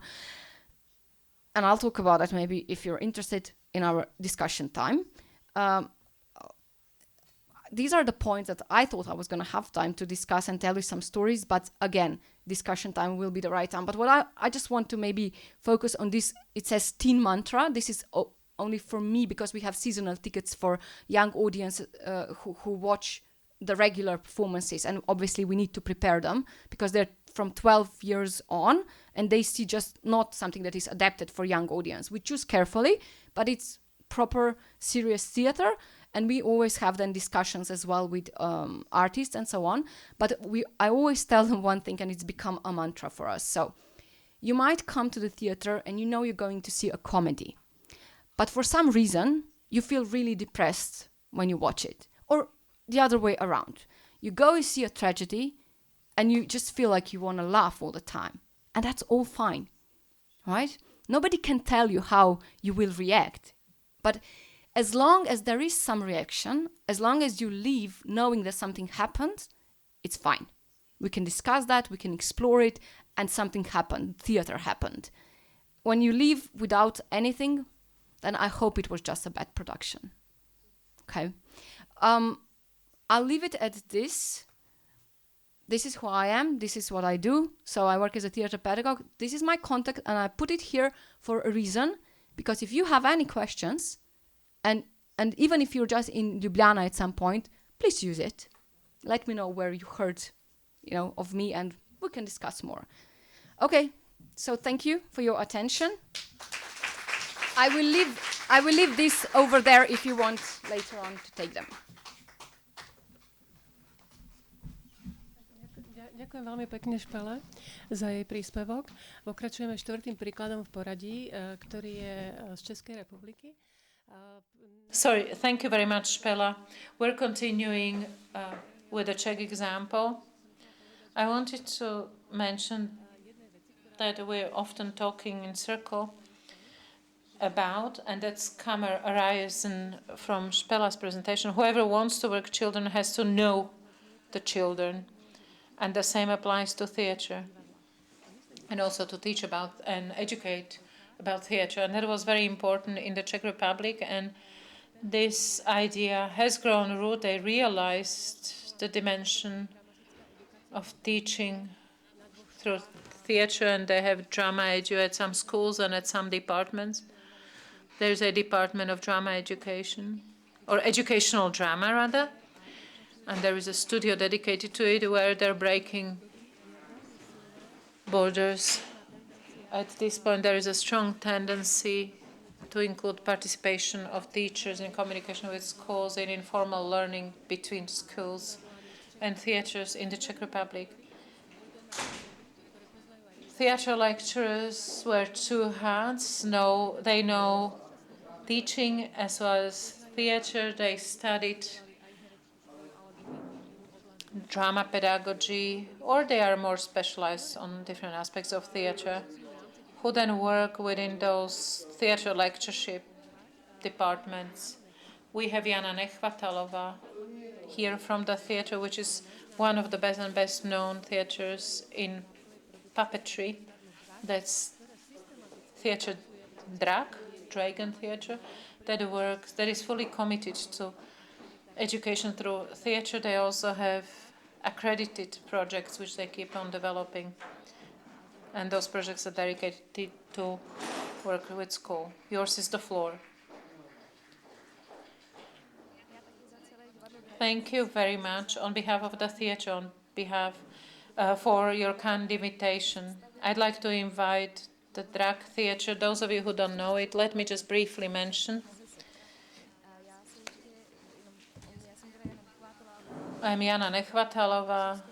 I'm the head of lecturing at the Drak Theatre. I've been doing that for a number of years. I have a number of colleagues also in this department. A few information about our theatre. Drak has a long history and has a firm place in the history and development of puppet theatre. At the same time, we have a number of alternative tendencies which inspire its further work. In any case, the core of our work at the theatre and the very existential meaning is making productions for children and youth. The productions that communicate with the spectators, they engage in partner dialogue without imposing anything on the children. We're trying to make sure that all our productions communicate thus. We realize that at Drak, it often happens that a child comes in contact with theatre for the first time at Drak, and they continue growing with the theatre. Our idea is theatre initiation, so the youngest ones get the very first initiation for theatre. They keep exploring it, discovering it, listening. Then, as they grow up, they make their way to larger and more difficult forms and themes, because at the theatre we make productions for the toddlers, kindergarten, primary, secondary schools, as well as for adult audiences, because we are convinced that even theatre is dedicated to the youngest ones, it is at the same time also appropriate for the adults. Our role of the guide through the theatre initiation is something that we're very well aware of, and we would like to therefore create productions that communicate properly to the child's age and reflect the child's need. We keep on opening out of theatre context through the lecturing department, but I'll come back to it later. I chose a few productions that I like best, for which we have the lectureship program, so I'll do a whistle-stop tour of those.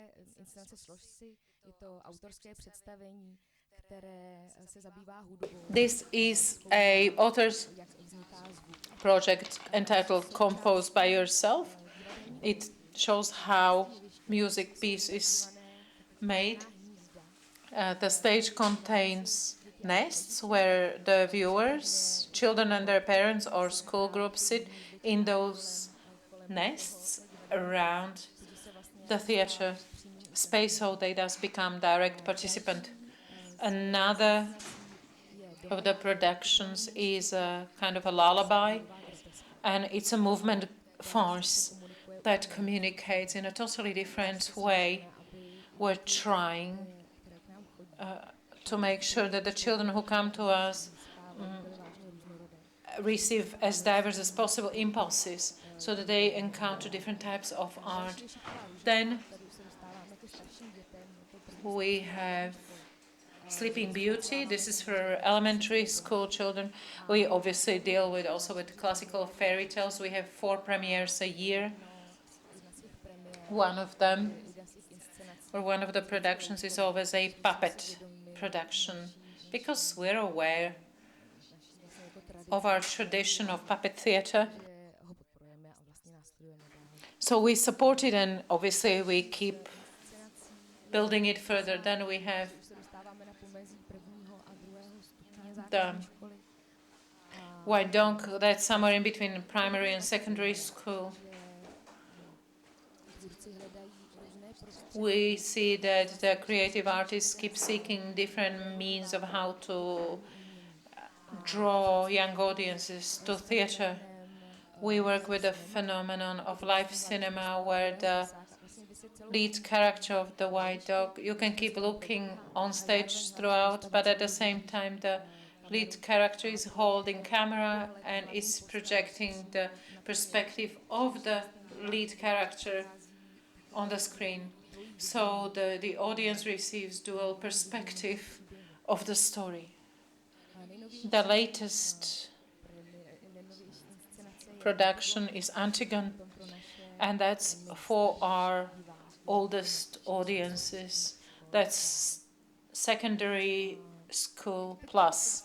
Now we're getting to the most interesting part to me, because I'd like to introduce you to the labyrinth of the drag theatre, and that is the venue where we as the lecturing department are based. Labyrinth emerged 12 years ago.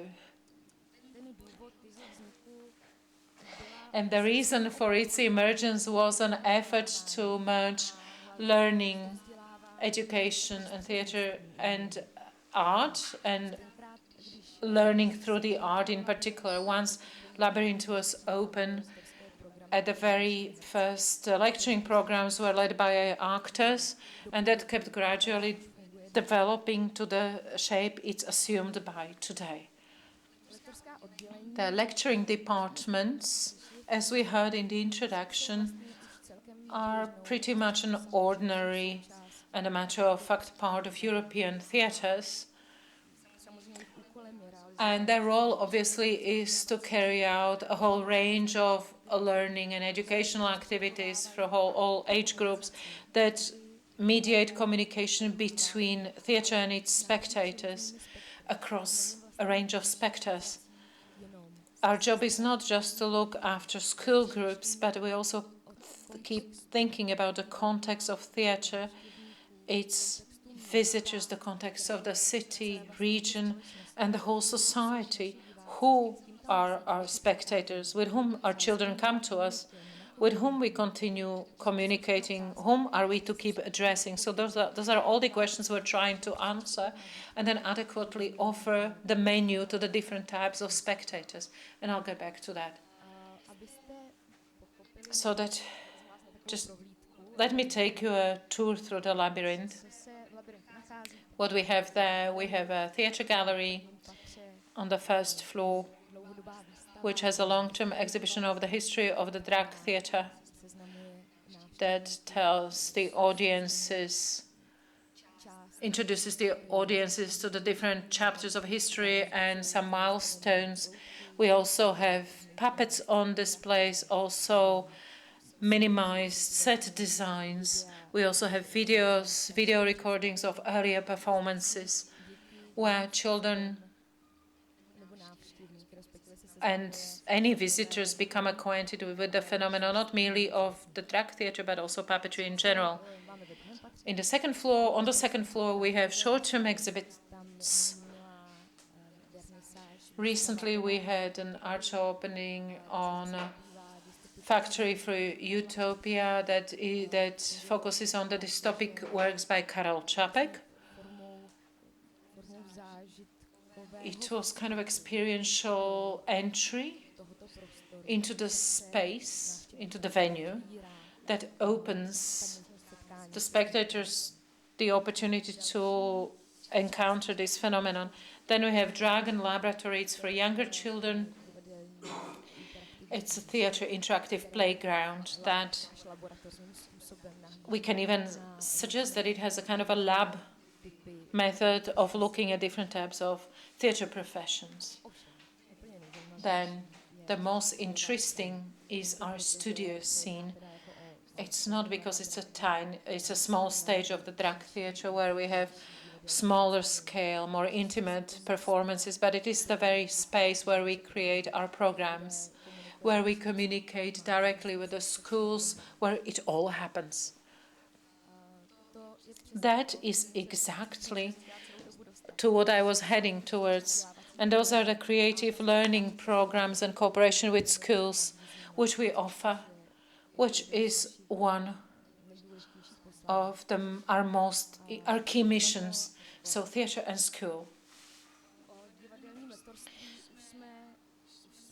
Much has been already said about theatre lectureship. Theatre lecture, as we see it, is a guide who may create space for targeted assessment or review of what's been seen. It does open a possibility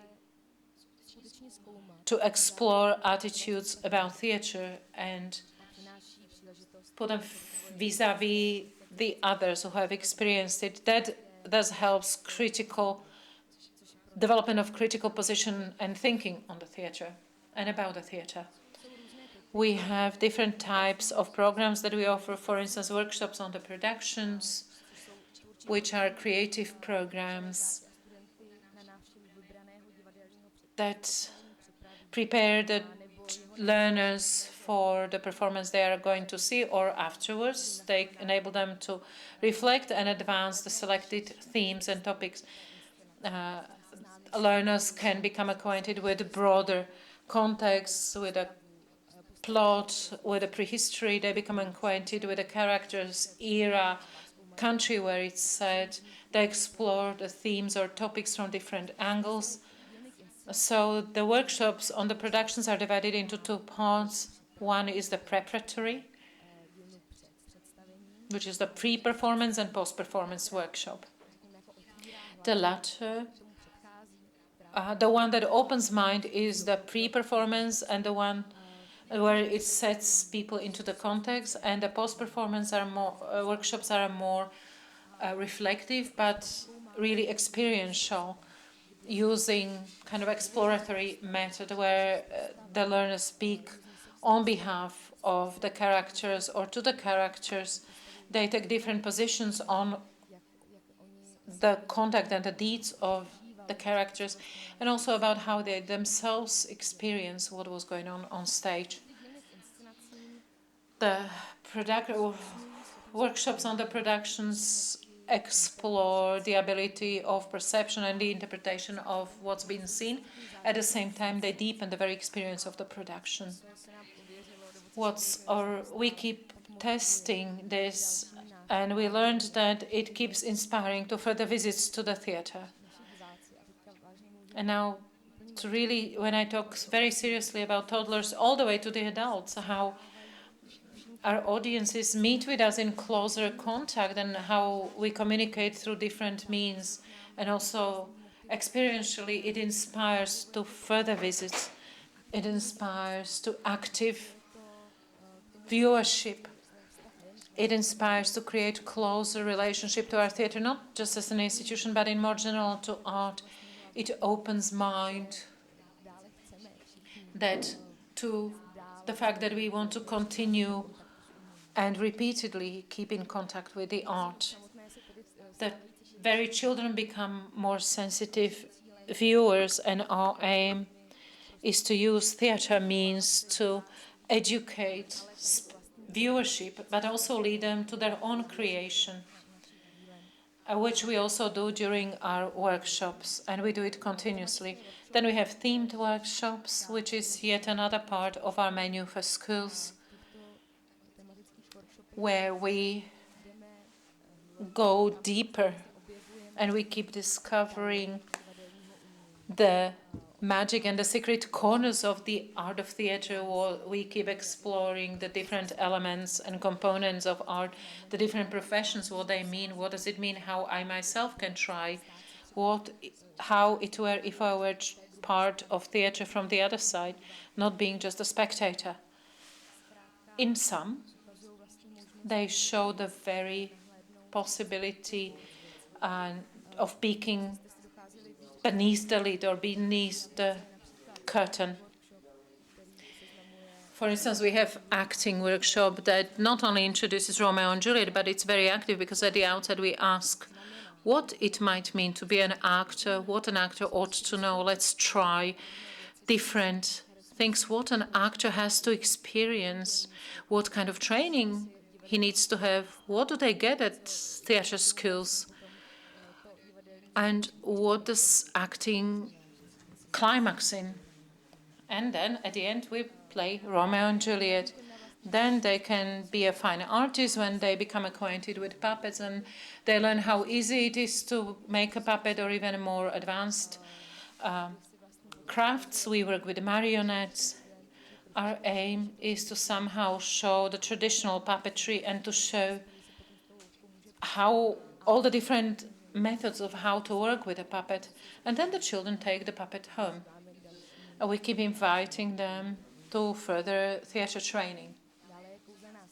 Then we have magic shadow play, where they learn about shadow play and then how to build drama. That's for high school learners, where we go through the individual phases of drama, where based on their own ideas or inspirations, they advance it in different means in groups and stage it. And we're trying to give them the right and the unique, rather, form by which to stage that or bring it to stage. We also offer gallery education. And I already suggested that, hinted at this. We're trying to take people through the gallery and pass on information in a way. So it's not just mere facts, but usually children don't learn any dates or periods, but we keep on passing on the theatre atmosphere, the core. For instance, when I look back at the long-term history of theatre drag, so this is kind of an introduction and getting a sense of theatre as a phenomenon. When we talk about the shorter exhibitions, that's yet another type of work, because our short-term exhibits are often interactive, and we seriously offer children a kind of theatre entries. And then the children enter the expositions already having stepped into role. Then we have teachers. Cooperation with teachers is absolutely crucial to us, because those are often those who bring the children to theatre or repeatedly keep bringing them. They are also those to choose how their school group of learners spends their time, though it's often up to the principal, the school principal. Yet, in our case, in Hradec Králové, since given that the drag theatre has been there for 60 years, it's an important part of the city and the city life. So we don't have a problem to bring schools regularly, which is then interesting when you meet those school forms every year when the work is continual. In addition to how we communicate and what we offer, what programs we offer them in their entirety, what we also care is that when we have a new production and have a premiere, day before we have pre-premiere dedicated to teachers and their relatives or closest people. That's free entry. And then immediately, for those who want to participate, we have a discussion where we present to them the possibilities of what next they can experience in relation to the production. And then again, we keep repeating the significance of linking cooperation between us, between the two sides, us and the school. What we also do for teachers, our methodological inspirations, aim to make their visit to theatre easier. So those methodological inspirations are sheets that we create directly for teachers for their own work at school, in the classroom.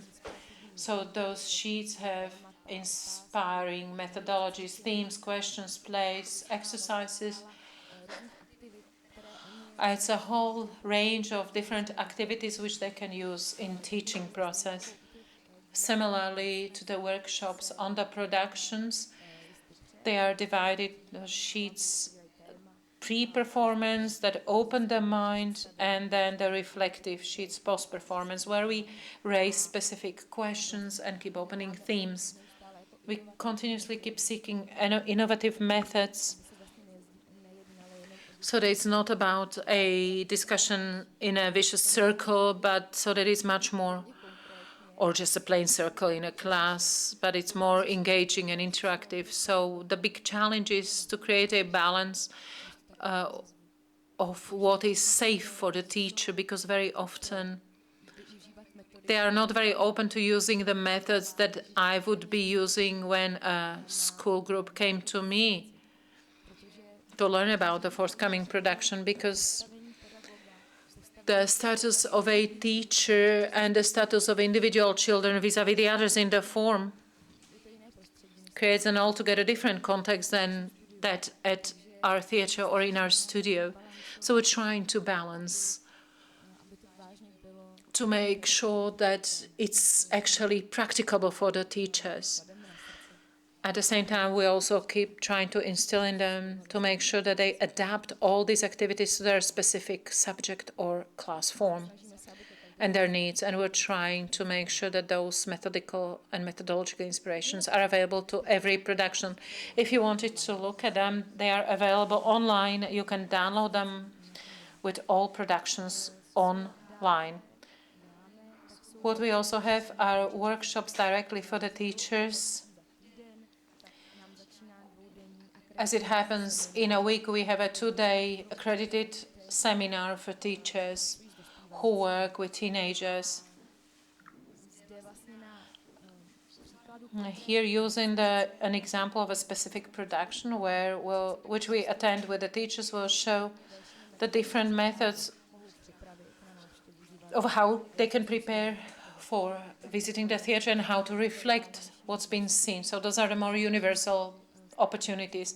But since we spent 2 intense days together, I am sure we can manage quite a lot to discover together. Other activities,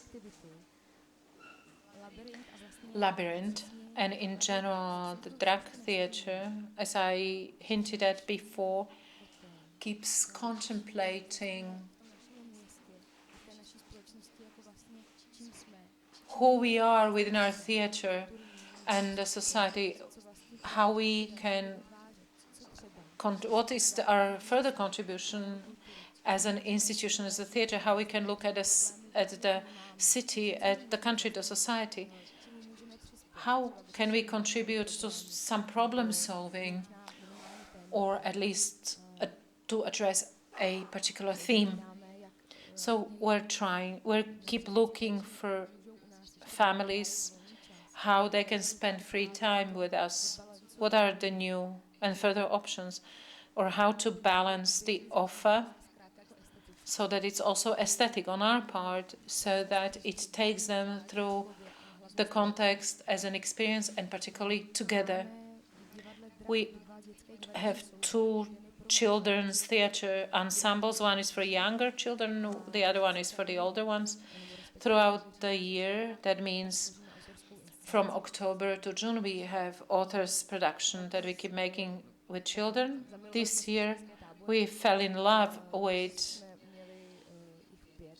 camps, which are by the city. Some are 6 days. They're all 6 days. During the camp, we work on authors' production. One of the 4 camps was dedicated to Ukrainian children because when the war began, we opened a working call, and we received a theater lecturer from Ukraine. So we didn't have a language barrier. That enabled us to work with a group of 12 Ukrainian children. From the outset, when Sasha came to us, we had been able to create programs. Every week we had 2 or 3 programs, since there was no language barrier, so we were able to start instantly. One of the camps, which is not a theater, it's a visual arts camp. Programs for families with children. They are different other activities that can be done in labyrinths so that a visitor can always experience something else and keep coming back to us. So we're trying to always keep changing our menu. It doesn't mean that we keep only changing the short-term exhibits, but we're also trying to create other specialized programs that they cannot experience there otherwise or at other times. For instance, thematic blocks. Drag reading, which is a mini fair of selected children's books from selected Czech publishing houses. The way it goes, we get publishers, they have books on sale, and our actors read from the selected publications in the studio, from the newly published books. We have different workshops, illustration workshops, simply to support book reading. So the whole building turns into a huge library or book club, rather, where we get much deeper into the theme. Or this is doing nothing. This is an event which we created for Labyrinth, where we invite a visiting performance, a smaller scale, for instance, of 2 to 3 cast.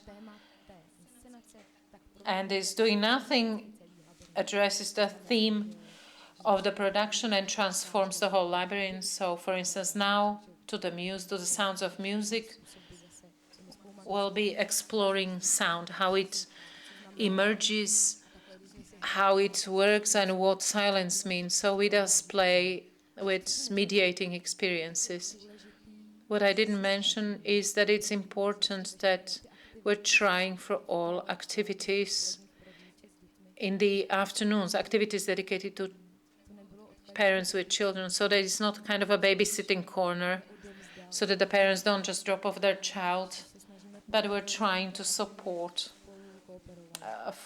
their cooperation, parents and children, so that the parents get involved, so that those are activities that are not exclusively dedicated to children, but activities that can be explored jointly by parents and children. This is a cooperation with theatre schools and residences. We work with those schools, and we have residential programs. We offer independent companies an opportunity of residential programs where they can rehearse their individual stage pieces or to also engage in different type of research. We also cooperate with the Department of Educational Drama. At the moment, as I speak, we have a clinic underway because the department has become a clinical venue where the groups split into smaller groups, and throughout a number of days they visit different departments in our theatre. Some go to the workshops, they work with a set designer or lecturing or production or trade department, and they're trying to learn how the system works in a theatre. These encounters also include a weekend workshops with international lecturers and an encounter with cultural institutions that are still in Hradec Králové, in our city. So they get a very comprehensive and complex insight. As well, we call it a clinic. I'd like to also mention Gaudeamus, which is an international festival of theatre academies. We call it Gaudeamus Theatrum. That brings together surrounding academies. Usually we select 4. They meet, they work together in different teams, and that lasts a week. And others. As I mentioned, we're trying to keep seeking what else we can offer, what can a spectator discover with us. Okay, thumbs up. Okay, so you won't see video from our labyrinth. You can do it during the break. Thank you.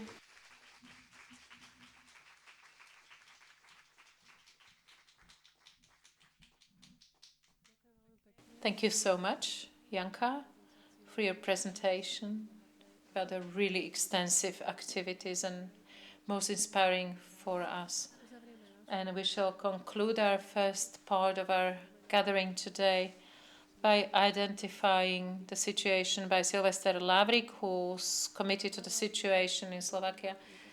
Silvester Lavrik has a number of hats. He's an author, also a director of elementary school named after Desider Kardoš in the town of Banovce nad Bebravou. So he does have experience drawing from 2 hats indeed. Silvester, your floor.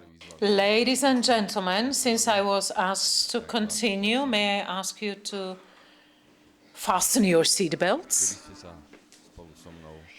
and invite you to join me back to earth with me after those incredibly wonderful presentations that we had.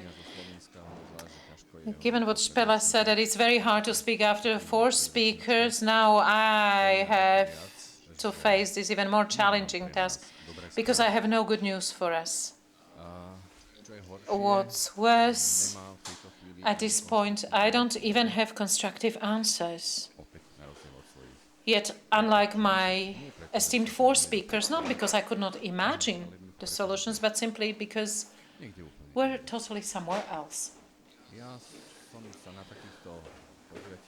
I've attended similar events 10, even 20, even 30 years ago.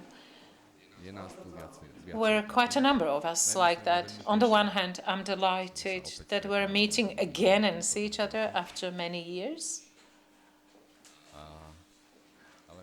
On the other hand, I'm not at all happy that we have younger colleagues who have to face similar problems that we've been trying to solve in the 1990s. There is a problem somewhere.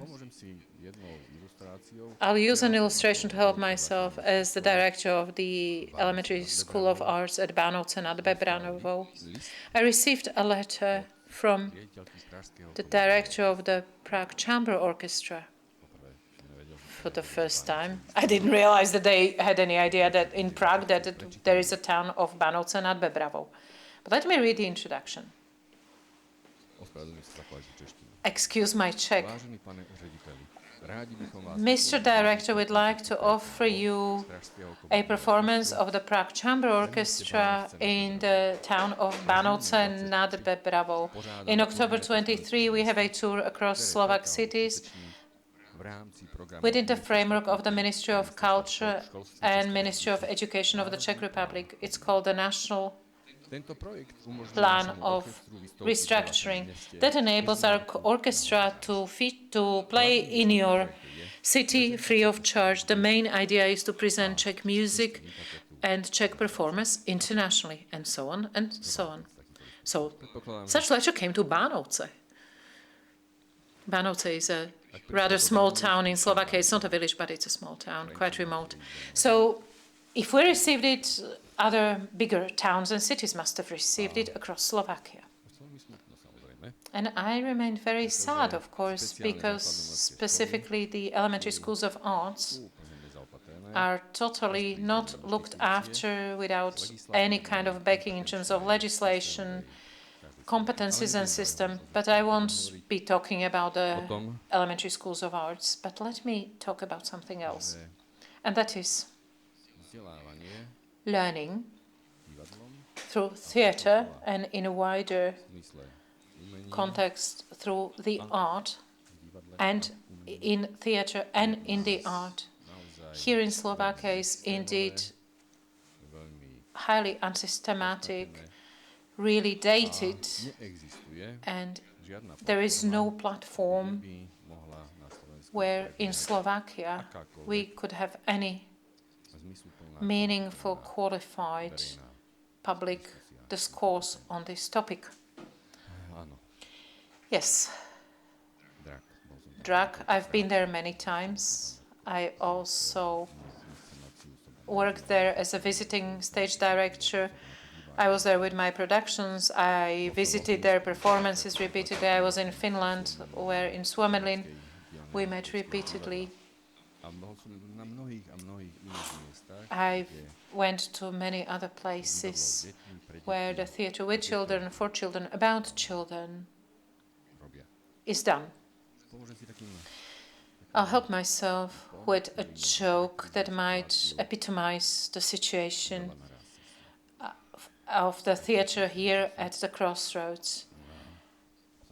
At one point I tried to do theatre here when Marian Pecko told me that you've been here for 22 years in this building, before it was elsewhere at the intersection, literally at the crossroads. It's an old Jewish joke. Morris is walking through the street and there is a wallet lying on the pavement. It's Saturday.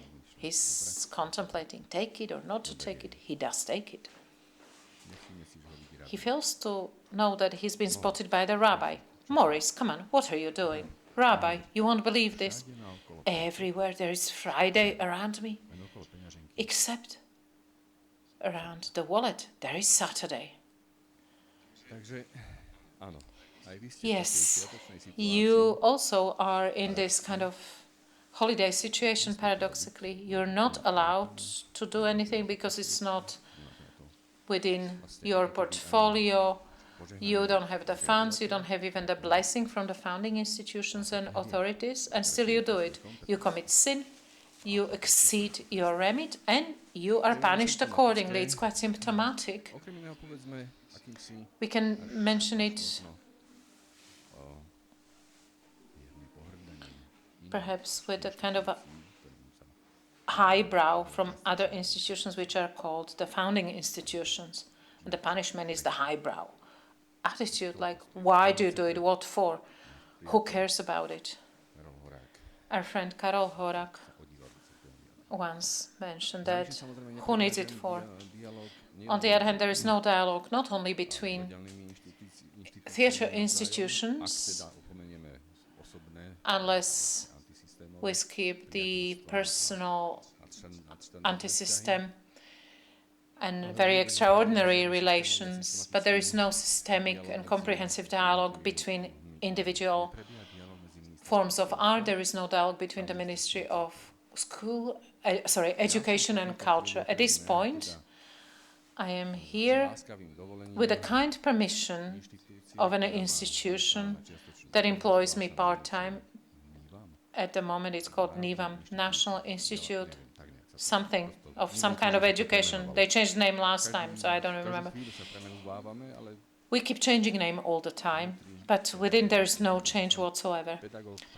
I'm a teacher of professional development. Within this institution, I'm the only person who not only has actual experience in teaching, but also in theatre, literature, and visual arts. I'm the only person there who can give content to further training of teachers who are actually interested in that, in this field. We keep seeking, we keep finding. For the past 2 to 3 years we've been working paradoxically more easily because it's online context. Well, it seems that it's easier there. because it's not that expensive, it's not that challenging, it's not that complicated for the school principals to release teachers, to send them on business trips and deal with substitution. That, for instance, concerns regional and elementary schools. We also have art schools and universities. I know that particularly Banská Bystrica and the city of Nitra, at the time the city of Trnava, were the nests or the hubs where the cuckoo eggs of drama education were placed at a time. But it doesn't have any real effect in practice, any statistically significant effect, for a simple reason. As director of Elementary School of Arts, I often see that the accreditation criteria of those subjects, study subjects, kept changing, and they are so non-transparent. And they are so unclear for me as an employer to recognize them so that the teachers are qualified that then again they are punished for at one point in their life they were such naive idealists and they wanted to expand their teaching competencies with drama education if they were teachers of other subjects and or if they tried to even study it as a main subject, as a major. I also teach part-time at the Academy of Performing Arts in Bratislava. And again, paradoxically, I have a selective seminar, Authors Theatre. Guess who is best to work with? Well, it's the puppeteers. And that's a historical fact. It's not because I'm here in the puppet theatre and I need to get bigger chunk of steak for lunch, I hope. Iveta, that there's steak. Okay, well, I'll cut it short then. It's simply because the mental world, the mental map that the teachers who've been long working with puppeteers try to create in the minds of their students to increase their intellectual competences is closest related to practice and reality. In my notes, I'll look later what all I forgot. I have some core ideas. Should theatre go to schools or school to theatre? I'm sure you're going to say it should go both ways. Do we still need to keep teaching and training teachers who have been in practice for 10, 20 to 30 years? Or should we focus on the new generation and keep pushing for the university and the teachers' colleges and faculties of letters and arts and the arts academies to launch such subject specialisms and majors? Do we have free hands or should we just rely on the fact that the core training of education of children is left on the shoulders of less engaged actors and actresses? Yeah, the end product is very important, but it's only one small part of theatre work and theatre process, if it is to be effective. Another point that interests me tremendously, and that is, let's put it this way, we step out of that joke, we are willing to cooperate. Theatre joins forces with galleries, with a concert hall here in Banská Bystrica or in an area of the city. Simply, it all gets interconnected. Where? Which door are they going to knock on? At the Ministry of Education? There is no job. There's no official dedicated to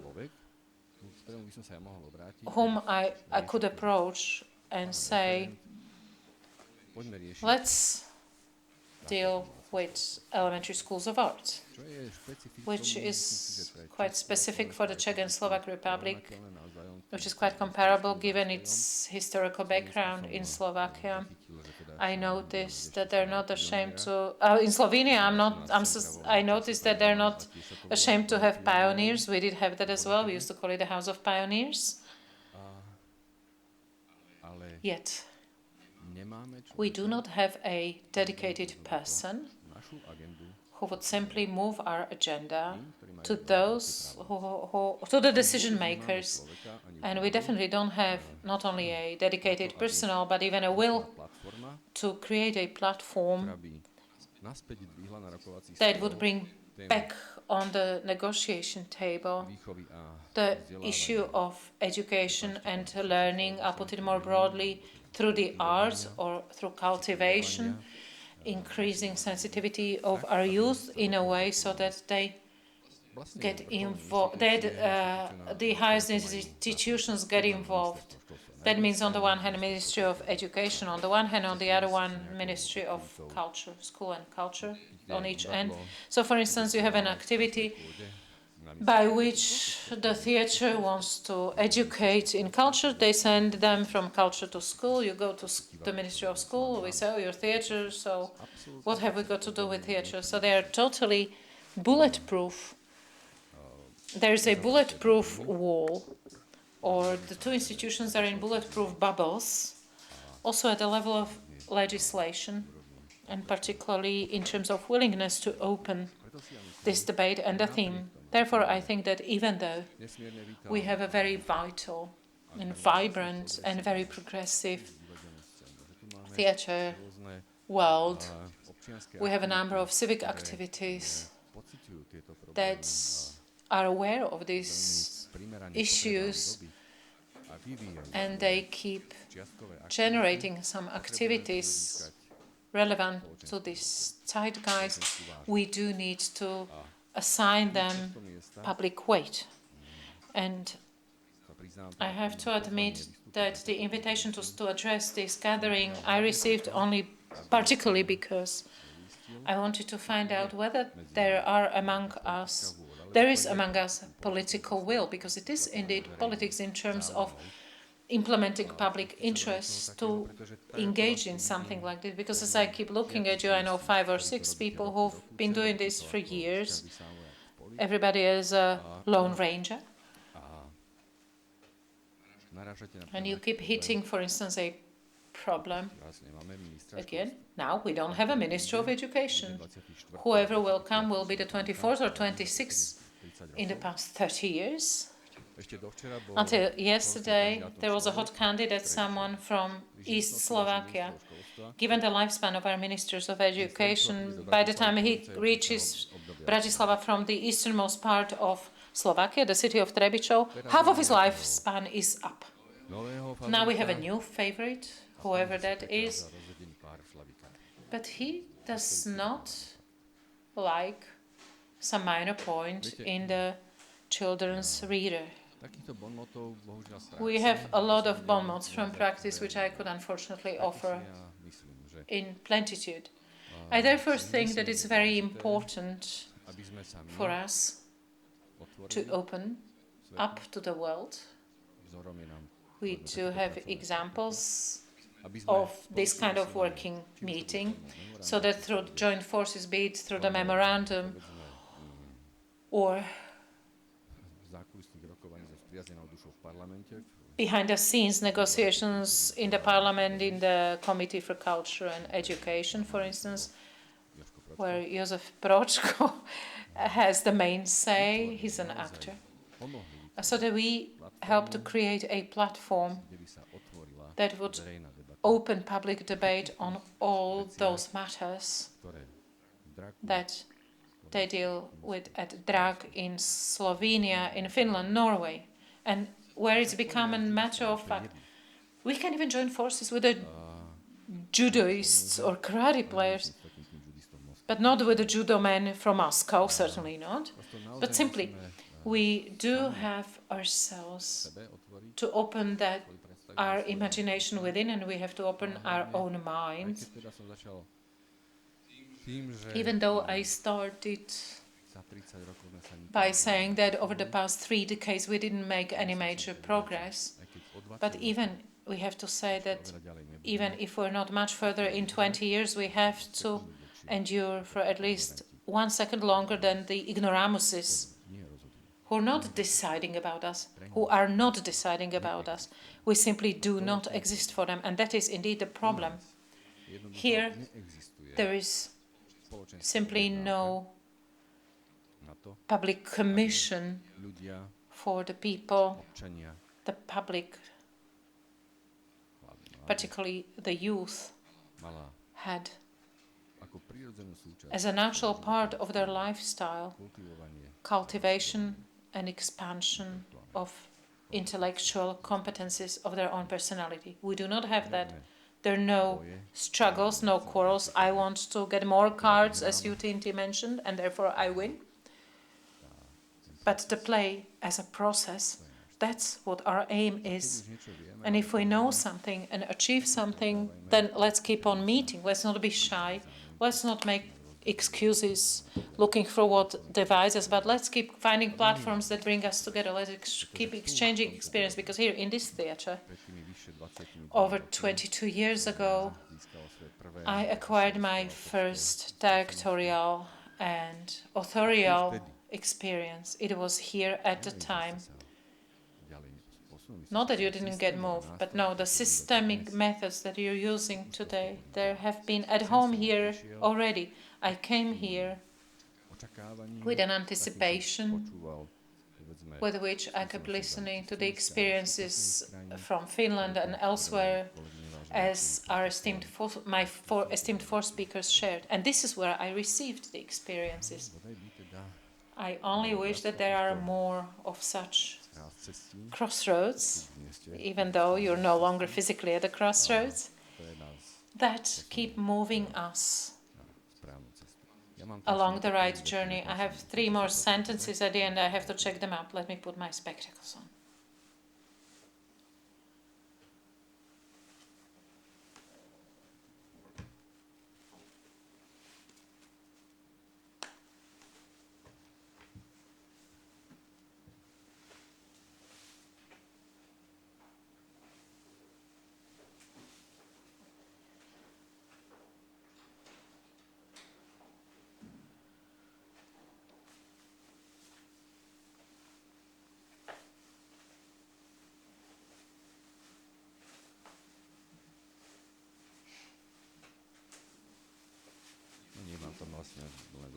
Oh no, I just have a summary of what I've been saying to this point. Even though it will come across as pathetic, but let me conclude by saying that I'd like to invite all of us together. I know it will sound dodgy, but let's create cultural front. Nothing else can help us. Thank you so much for your attention.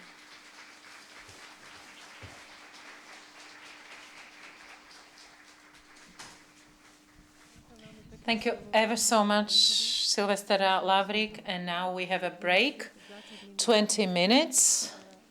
Remember, there are refreshments downstairs. Then let's meet for the second part, for the plenary discussion, a discussion about the situation in Slovakia. So we shall start at noon on spot. Thank you. I'm glad to have you all here.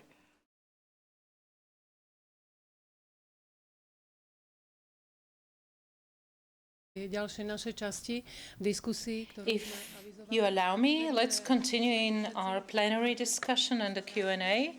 I trust we're all here. Let's carry on as scheduled. We have a slight delay, 15 minutes. We shall be talking until 1:30. Few more minutes up and down, because next then we have Let's Go Kiki, the French performance, which is very interesting, and I'm certain that the festival guests and others want to see it. And obviously you're all invited to other performances available today. That is the Slovenian performance somewhere else, and in the evening the Confessions of a Prison Warden. Now I'd like to explain to you how the discussion will be carried out. It's being recorded. I trust I mentioned it because there were so many people interested in the conference, and therefore we have those 3 mics here. So if you want to ask a question or make a comment, kindly come to the microphone, and it's also for the interpreter to hear you. And then our guest speakers will be responding to that. So we'd like to now dedicate this part to the Q&A, questions to be addressed to our guest speakers. Then again, be kind. As far as the recording is concerned and for the memory, would you kindly also introduce yourselves? That's it on my part. So feel free, the mics are yours. Questions? Hello, Vladislava Fekete, Slovak Theatre Institute. Thank you, all the speakers. I'd like to ask you, we talked about the examples of good practice. What I'd also like to know, what are the most frequent difficulties or challenges you encounter when applying those projects in practice? It's a question, Vladia, to all 3 guest speakers, right? Yes.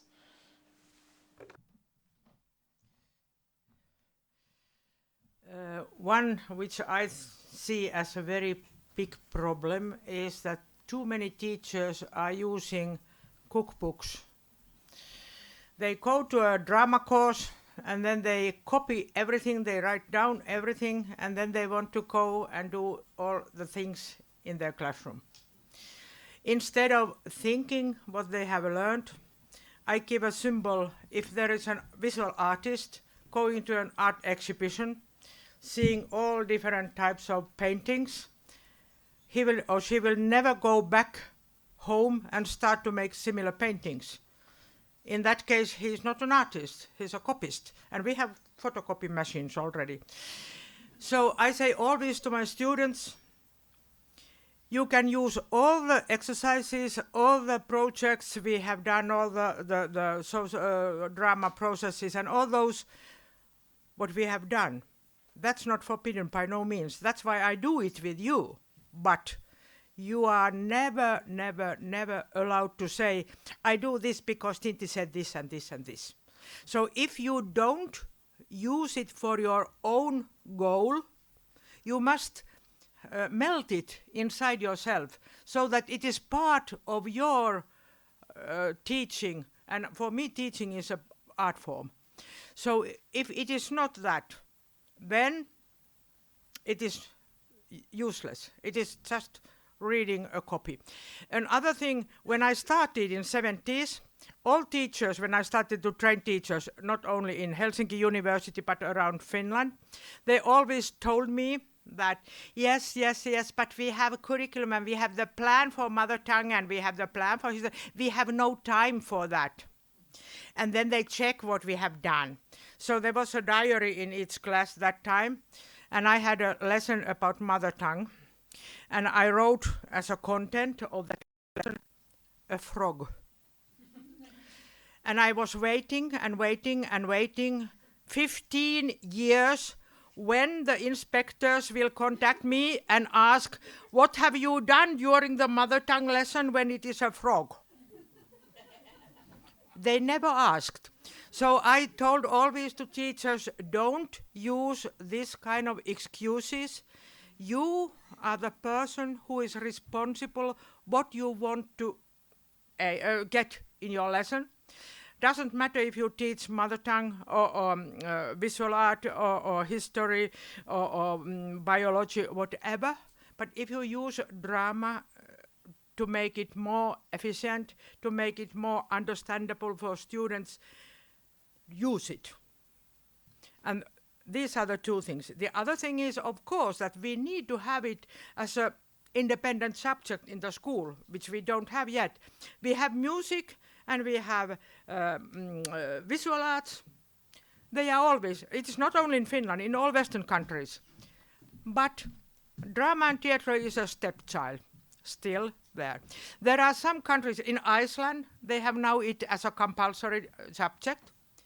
And in some states in Germany, it is as a compulsory. And in Romania, they now received a status, a good status for it, but on a voluntary basis. But it is never accepted around the world as one of the art form to be in the school.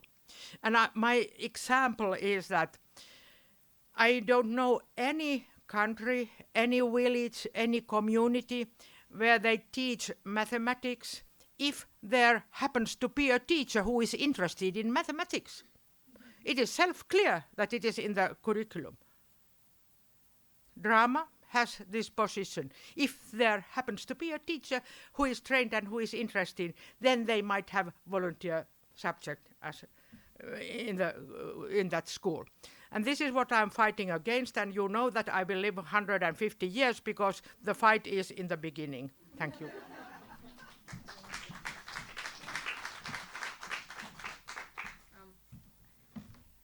I can just underline all of that, because literally, even when there are many possibilities for educators to have like additional training and stuff, and they do come to it, you know, we're there with them doing the training, doing the practical work, but then when they go back to the classroom, it's up to them what they do or don't do. And unfortunately, many times we realize, because they keep coming back, and we love that because also, you know, we all change, and exercises, the process changes, so it's good to even work with same people every year and so on. But then when we talk, I often realize that, yeah, they come there maybe for their own, I don't know, I'll be a little bit rude, enjoyment or something. Because it is fun, it is interesting, but not all of them then use this in the classroom. So that's one of the things, and I don't know what to do or what to say or how to approach that kind of thing. And I know also that this question probably relates to fundings and all that kind of things, because quite a few of the projects that I mentioned were funded by EU with different sort of fundings. And I will tell you what the biggest challenge is, and you all know it, it's paperwork. It takes hell of a lot of time. It almost kills you once or twice during the process, and you give up probably 20 times before you actually finish it. And then 15 out of 16 times you don't get the project. But then it's you know, you have time, you have the will, you have it in you to just kind of try over and over again. Because many of the things that I've mentioned, but also there are probably other ways. It depends on the country, I suppose, or from country to country, there are probably some differences. But paperwork is a problem on its own. And it's a challenge that we cannot avoid. It's there. Just, you know, have to somehow deal with it.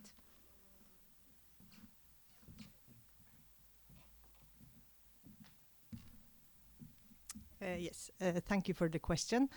From our perspective, the biggest challenge, or what is time and communication between the two sectors, the cultural sector and the educational sector. Because, as I told you, the teachers can experience the performance just coming like a total surprise. What are they going to do with it? They are not prepared in advance. And if we could manage to communicate better and integrate the two fields better, they could know in advance that there would come a performance that they are supposed to know it, but they don't always know it nevertheless. And so they could prepare an educational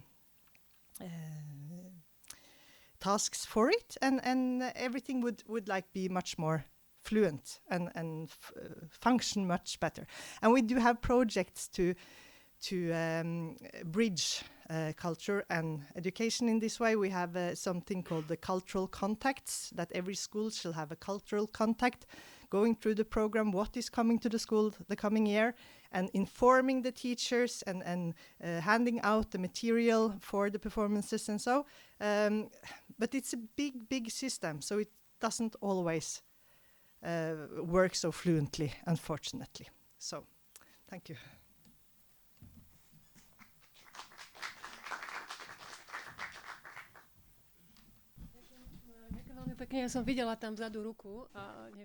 Thank you very much. I saw a hand up there, somewhere in the back, before Vladislava Fekete came to the mic. Hello, I'm Adela Vondrakova I'm a puppeteer for kindergarten, so I'd like to know whether the projects that you presented. I'm a puppeteer from the Czech Republic. I focus on kindergartens, and I'd like to know whether the projects that you presented also cover kindergartens and, for instance, puppeteering in kindergartens. And that's a question to all. Yes, all of you ladies may feel free to respond to that. Either or all. Yes, you can come. I'm sorry, but we're recording. Recording, yeah. Yes, many of the projects that I was talking about can include also the kindergartens, and I won't know so much about the puppeteering part because I come from a drama theater. I'm not sure, but most of the projects are very flexible, and definitely the one that I was that I gave the preparations there, and by the way, they're in English. If somebody thought I gave you material in Slovene, that would be quite cruel. That was actually obviously done because the show that you can see at 5 o'clock is from a puppet theater. So, and also I think I didn't have time to talk about the things that we do, that I actually do in my theater. So I mostly spoke about what most of my colleagues do around Slovenia. But we have, every once in a while, we have this production for children in the Slovene National Theatre. Unfortunately, it's not annually, that's our wish. But we try to then also do something for youngsters. And we always include then teachers, upbringers, from kindergarten, for all the workshops that we have and everything. So it's never excluded because we need to start early. We want to start early. And they're one of the best audiences that you can get, which I think most actors will tell you. So yeah, definitely.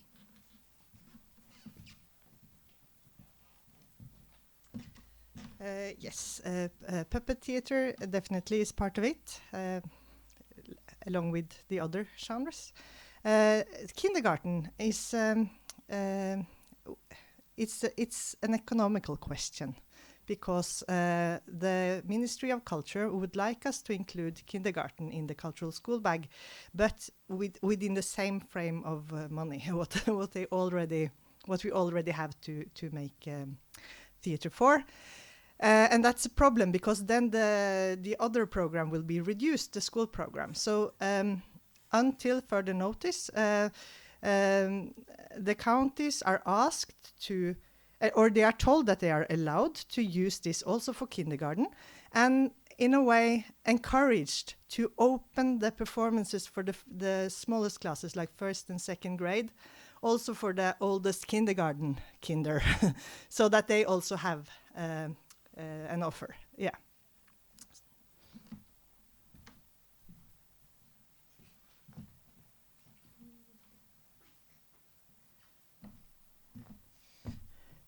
I have been teaching kindergarten teachers and other workers in kindergartens, and I have a very personal relationship because my daughter is working in kindergarten and she is specialized in puppet theatre. So I feel very homey here in that sense. But if I am training, or if I have a workshop for deans or headmasters of kindergartens or schools or whatever, I must put the wordings differently. If there is in the program that you have the playing games and having fun, they will never be allowed to come to that workshop. The community or they will not pay the travel to come there. But if I write there that we have, I say now this in Finnish because I can do it very fluently in Finnish. There is fyysismotorinen aktiviteetti, jossa intellektuaaliset ja emotionaaliset resurssit konkreettisesti realisoituvat hyvässä yhteisymmärryksessä. Which is something like physical motoric activities where cognitive and emotional expressive skills are fulfilled in a very well way. So then it is something really for us, and we must go there and study. I was once in a school in the middle of Finland and training the teachers of blind people's and blind children's internat school. And the headmaster called me on Mondays for something, paper things. And I said to him that now please give me realistic feedback because now I am away and you are there with your teachers. Oh yes, we can have this kind. They were so happy and they were laughing even on Monday. We can sometimes have this kind of education which is not worthy. So this is the attitude. If you have fun, it cannot be valuable. It is still somehow in the. So I always say to all teachers that please sit down, have your fingers crossed, and be very, very serious all the time, and nod every now and then, and write down all the time whatever they are saying. If I say good morning, write it down immediately. Then it is real proper teaching.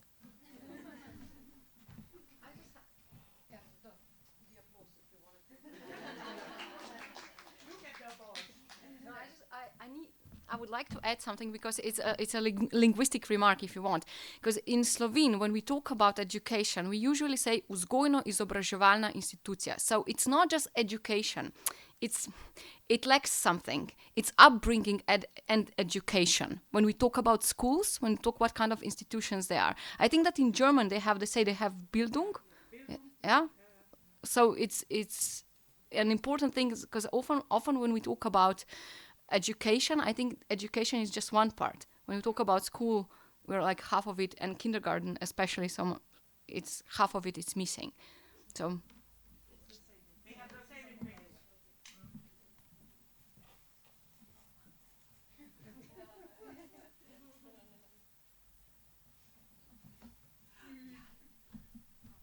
Že vraj ma počuť, aj keď šepkám.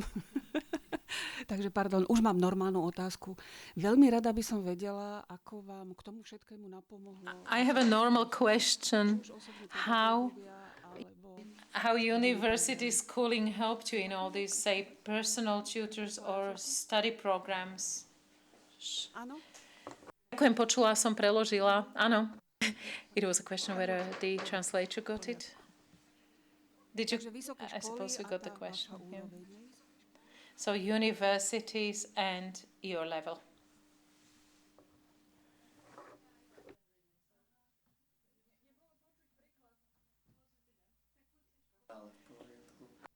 Sorry, did you not hear the question? So I'll repeat it again as a translator.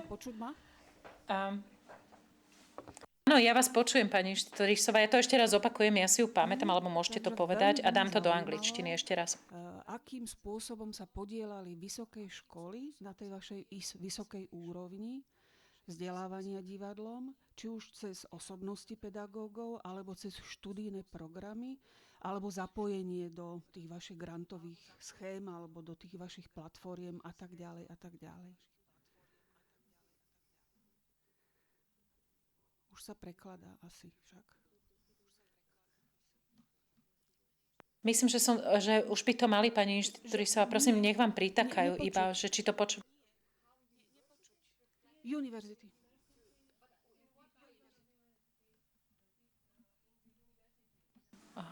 Okay, now can you hear the translation again? Okay, so the question was, for the fourth time we'll repeat it, sorry, we had some equipment problem.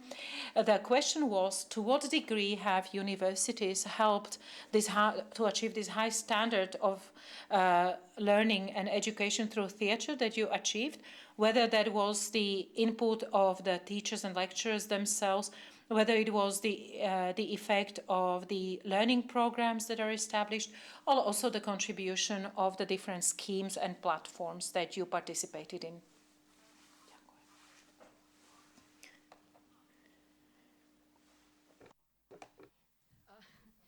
I must say I don't have theatre education professionally. It's non-formal.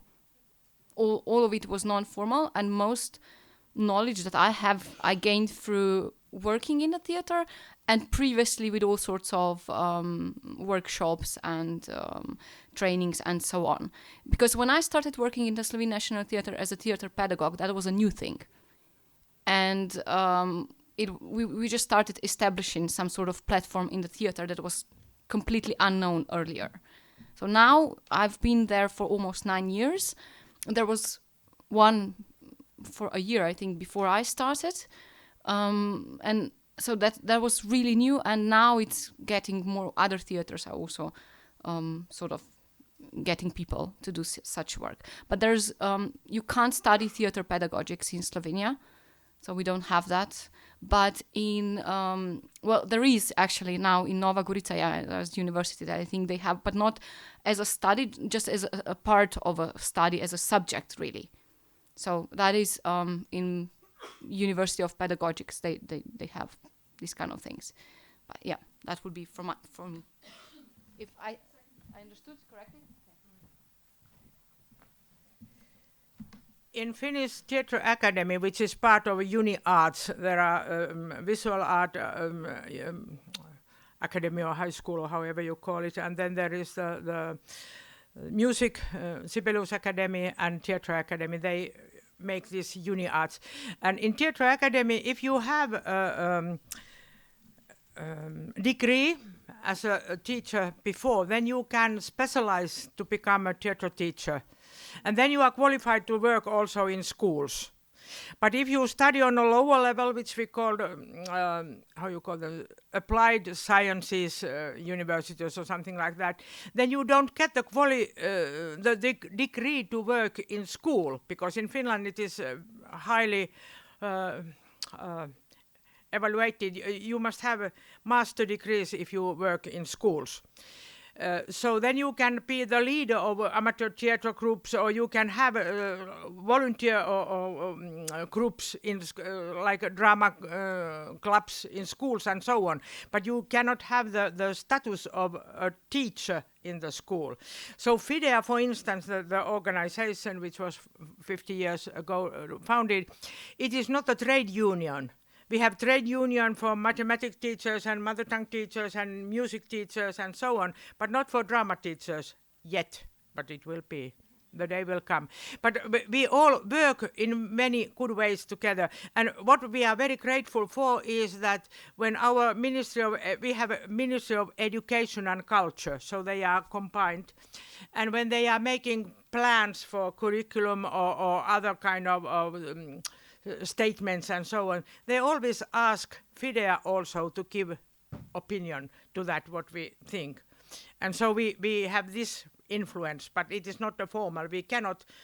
I cannot be the dictator in Finland and tell that in each school you must have drama.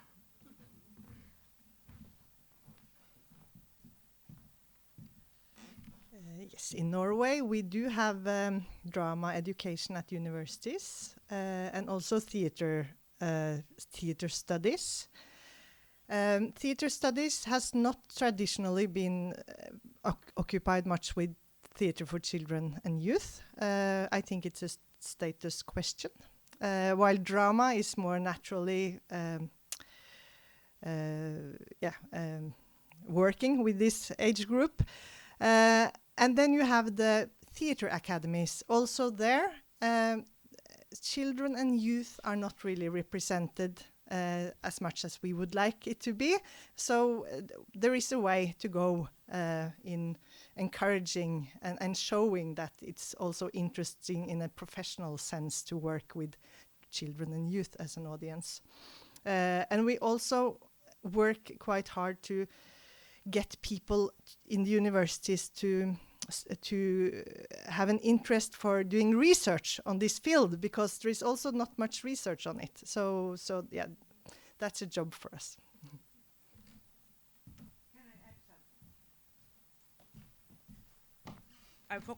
I forgot to say one very positive thing which we have in Finland since 10 years, and it is the law for arts education, basic law for arts education in every community, and there are 8 subjects in it. There is all this, and theatre and drama is included into that as well. The problem with this is that the children must pay if they go to these music lessons or theatre clubs and so on. But it is very so you make first degrees, and it is very programmed from level to next level and so on. And it is well organized. And those people who are trained in those applied science universities, they are qualified to be teachers there as well. So we have this, but it is outside of school. And our demand is that, because this is only for those parents who are active enough to put the children there and to pay for that. It is different from that every child has it everywhere, in every community, in every school. That's it.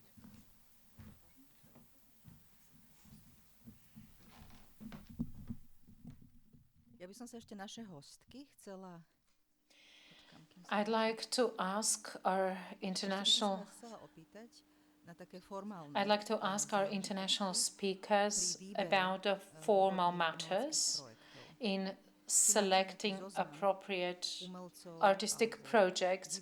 Do you have a list of artists or theaters or different companies, ensembles that offer different events, or how does the selection proceed? Because you said it should be the crème de la crème and the most professional groups or individuals. So how does the selection occur and how often do you do them? How many times a year?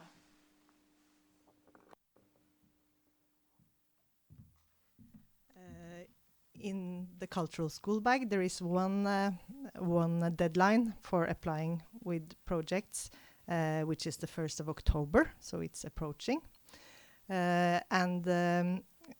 As I said, there will be like maybe 500 to 700 proposals from performing artists, including theaters. But also in Norway, because of this cultural school bag running, there has grown up a market for independent theater companies to make real good professional theater directed to this age group, which is great.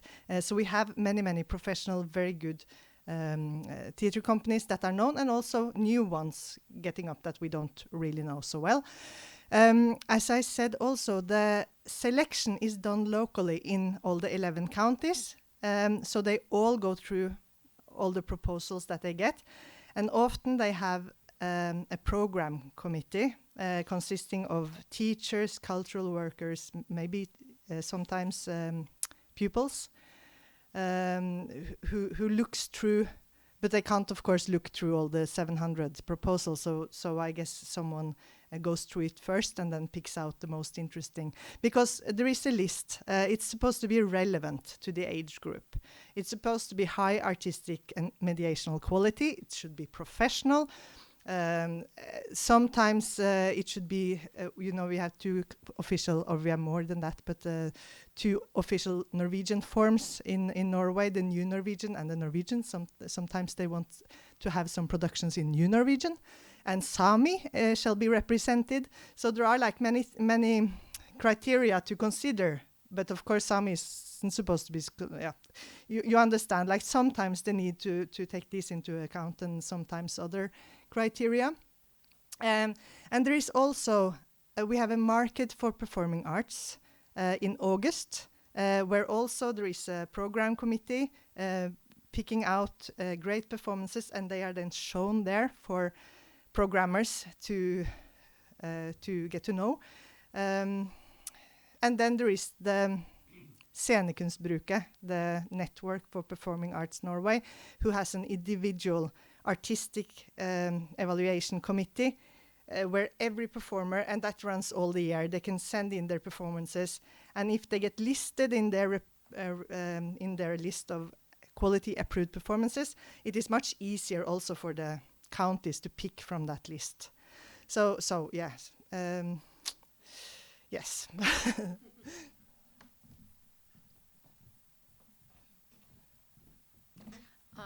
I can relate this question only to the platform Golden Stick that I've been talking about earlier. And as I mentioned, there is a jury with 3 professionals, so theater professional, a teacher, and a child psychologist. And usually we would be asked to, like, each institution, cultural institution, is asked in the beginning of the school year, academic season, or even theater season if you want, because it all kind of starts at the same time, to upgrade, to kind of tell them if there are any performances that we're not staging anymore, or there's something new that we want to put on. But then also during the year, during the academic year, we can just, if there's something, bless you, if there's something new going on, then, you know, we just kind of, there's this form that you fill in, you send them, and then they come to see the performance and they edit during the year as well. Or if that's, if you have a new workshop or a lecture or whatever, you can just edit up as you go. So there's new material all the time that it's actually really well updated.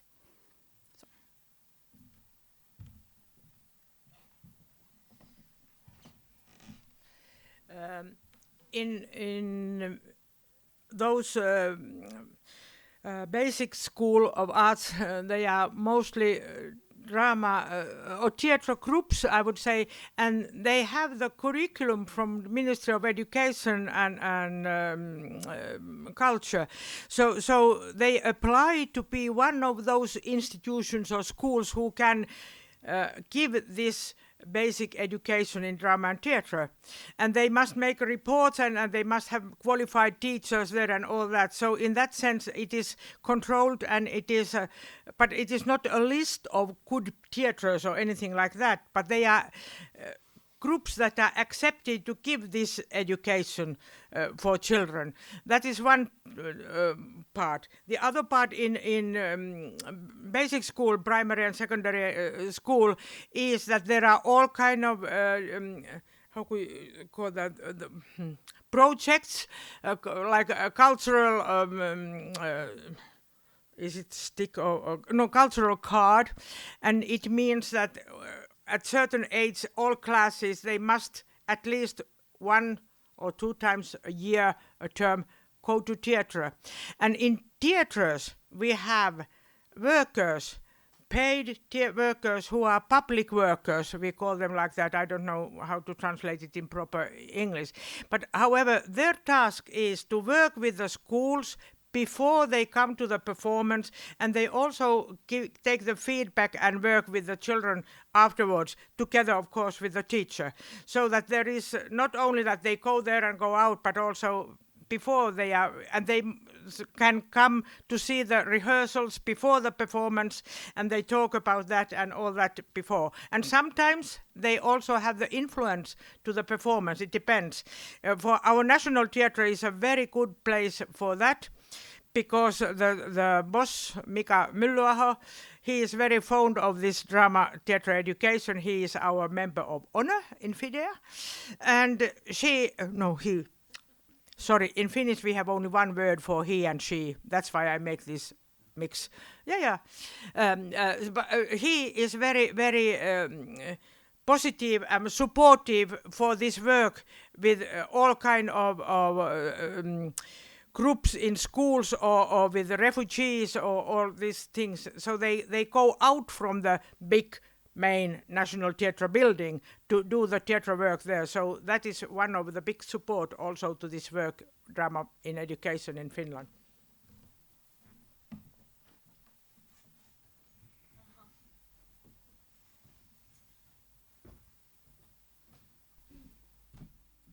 Táto otázka je síce adresovaná všetkým trom dámam, ale predovšetkým This question is addressed to all 3 ladies, but particularly to Tinti. Nejaký čas vo Fínsku. This process in Finland has been underway for some time, and it seems to be working in all its fundamental outlines. You or someone whose opinion you respect, do you see progress, and if so, in what? Does it have its desired effect?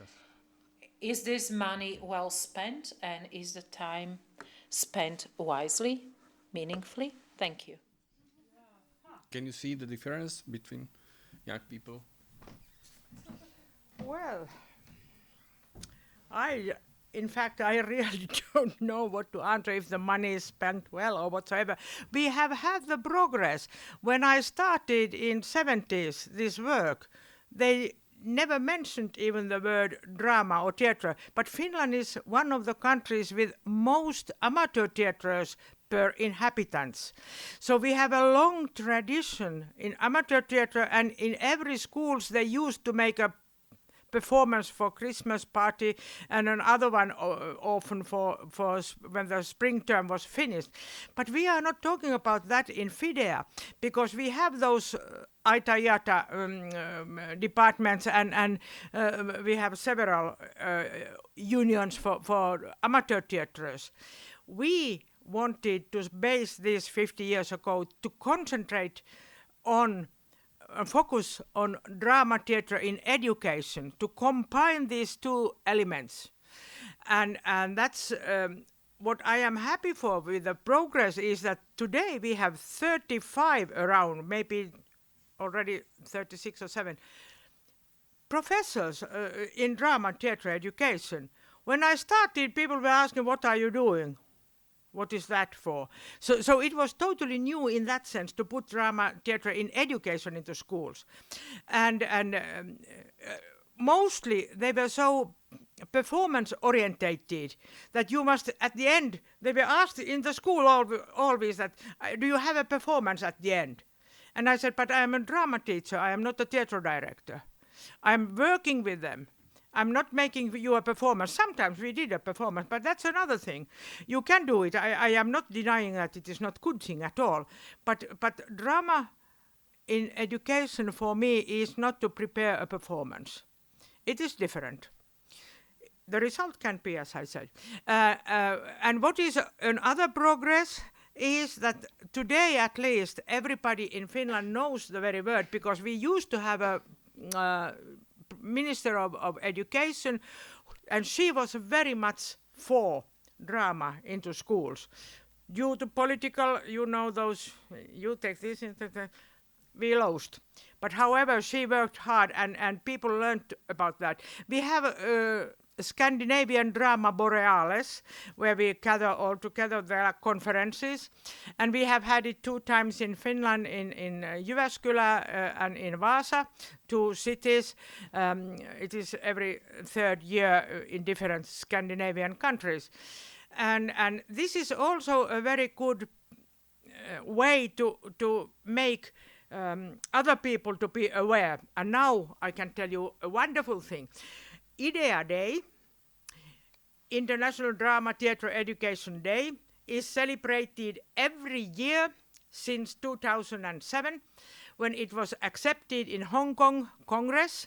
It was an initiative from Fidea, and it was unanimously accepted.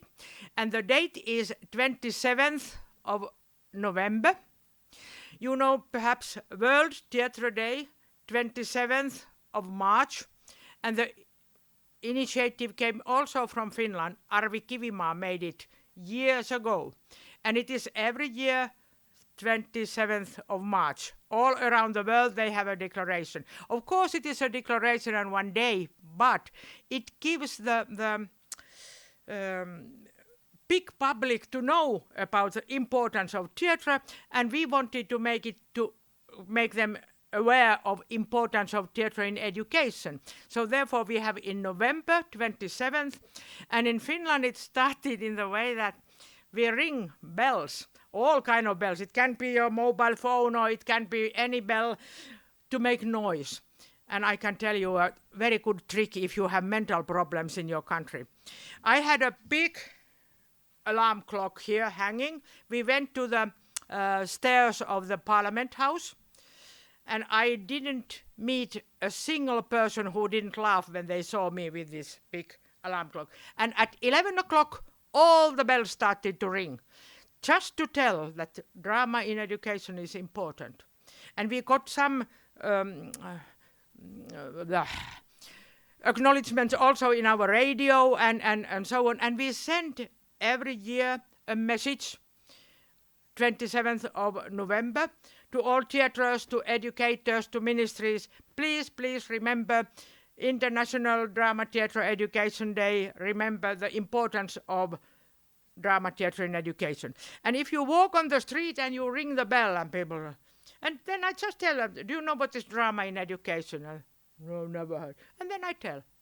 That is what we do around the country, always, to make people aware, because it is the only way to make the politicians to decide that it is important.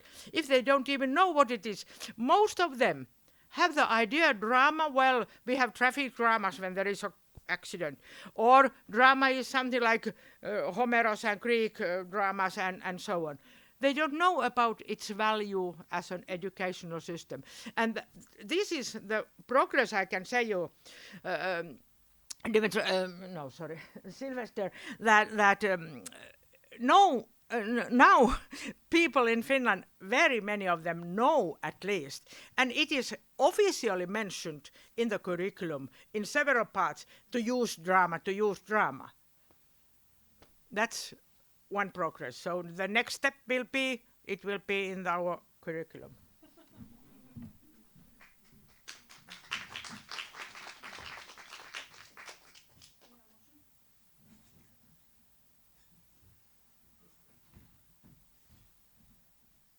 Dominika Začková, Divadelný ústav. Najprv by som chcela poprosiť pani Tinty, že... Hello, Dominika Začková, Theatre Institute in Bratislava. Tinty, I'd like to ask you, out of the 36 to 37 lecturers in creative drama, can't you lend some of them to us for a longer residence? It might be easier for us to get accreditation for learning programs at universities, but this is creative drama. It's just a side remark. But Ms. Tronstad, when you talked about the selection jury that assesses the productions to be included into the culture school bag, if I got it right, those are ready productions which are being assessed. Where do the theatres get funding for their staging and production? Because with us, theatre can apply for funding to make a production, and until they apply for a grant to make a production, very seldom, particularly the independent companies, can prepare or stage a production from their own funds. So how do the independent companies and theatres get funding to stage a production, and then when they get through the selection process, how does it work? The 30 to 20 million that we've seen, where does that money go to? Does it mean that theatres play for free? That means that children don't have to pay tickets and theatres are paid from that funding scheme? Could you explain to us how it works? Thank you. The 30 million, the ones that comes from the state, the lottery funds, goes almost exclusively to touring, to paying the artists on tour, and to expenses for touring. So production money is outside of this economy. Production, there is a small sum, I think 400,000 euros it will be, like every year, that is now given out to the counties so they can make their own, not make their own, but produce, finance production from scratch. So it's not true that artists always apply with a finished production. Sometimes also they can apply with a concept or an idea or an almost finished, and very often also the counties will have a saying in the final how it is made ready for to be sent out in the schools. So to finance the production, they applied the what is it called, Art Council, the Norwegian Art Council. They have money for, and there has been a slight dilemma earlier, because the cultural school bag didn't have the status of an official arena for showing theatre. So it wasn't good enough to say that I'm going to make a production for the cultural school bag. You had to say, I'm going to make a production that will be shown in an official theatre house somehow. Yeah, but that is about to be changed. So we are, so now it should be possible to say it's going to be shown in the cultural school bag. That is professional enough. Yeah, And there is also production money to be applied for at this Norwegian network for performing arts. And I think there are also regional funds somewhere that you can apply the counties also, or where you live or where you are situated for funding. Yeah. Okay?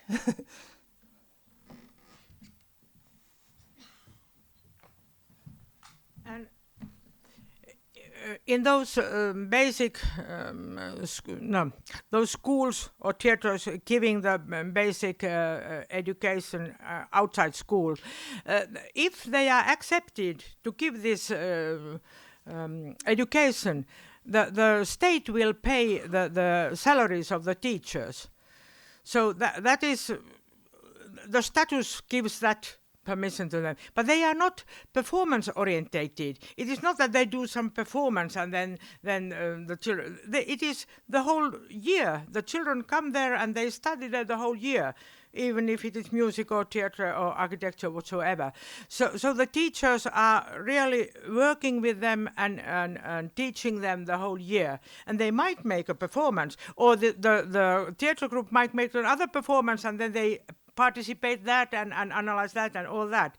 But it is not that they come there to make a performance and then go out. No, it is really theatre in education. So the teachers get money to do that.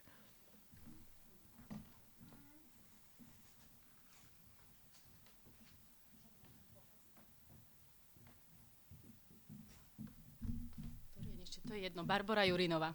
Vo mne to teraz tak drieme a mám mnoho... I'm Barbara Jurinová. It's come what's snoozing in me. I have a number of questions in a sense. Perhaps I respond to Sylvester's note. We met here because we care about it, because we do something about it, perhaps on our small battlefields and bit by bit, and we know that we're not being heard.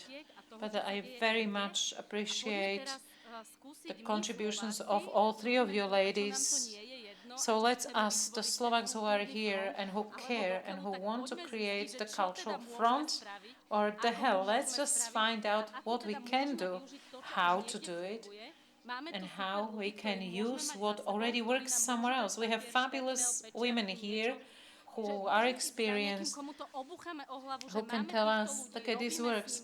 And then we can show this to someone. We do have these people, and this works there. Why doesn't it work here? I know I'm still young and eager. I've been doing it 10 years and I still want to do it. But so what on earth can we do with it? How best we can use our esteemed international guests for our own mission? So let's talk about it. We do have an opportunity. It's 1 o'clock. And we've already spent time on discussion. Where have we moved on? It's great that we talked about it, but what are the specific steps? What can we do? I'm ever so grateful for the Puppet Theatre at the Crossroads and this edition of Bábkarská Bystrica to have plunged on this theme, also Iveta Škripková by herself, because I know how many people she approached, how many people she rang.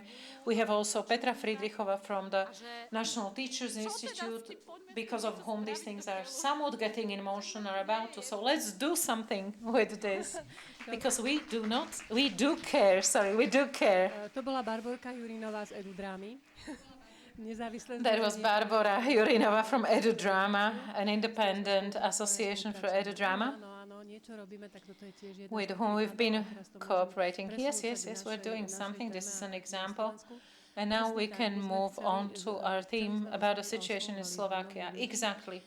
We tried to approach, and we have been approaching a number of people. First, we approached the Theatre Institute that has some learning activities. I asked them to start approaching, in a way, the Ministry of Culture within the theme of learning through theatre. And Dominika Zaďková, together with Vladislava Fekete, the director of the Theatre Institute, helped. Then we had a letter sent to the National Institute of Education and Youth that emerged from three preceding institutions. We also have Ms. Friedrichova that Ms. Jurinová mentioned. Ms. Friedrichova is dedicated to the reform of didactics. There she is. We're delighted that she accepted our invitation. We spoke with her how to change this. how to include in the curricula, to implant and apply some matters that we've been discussing. So her presence is one of the steps that perhaps things might get moving. Another step was a letter to the National Institute, to the General Institute, where we wanted to get a meeting of people in schooling, who work in schools within this area of teaching, to make a joint meeting with us, theatre makers across the genres, and to try to move it forward somehow, which can be possible. That was another step. And then the third step, if I can speak on your behalf, or you, Vladislava, can say that the Theatre Institute is preparing and got an instruction from the Ministry of Culture. Okay, I can speak for you. To prepare a letter to approach the Minister of Education to deepen this cooperation, and we're thinking of making a committee, or rather a joint platform that would bring together specialists in education, schooling and the art, where we could discuss those possibilities.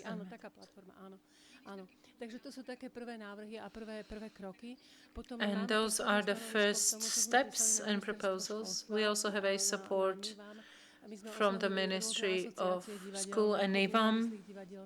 We approached a number of theatre associations and a club of independent theatres who joined us in deepening and raising the sensitivity of young people to make it more public.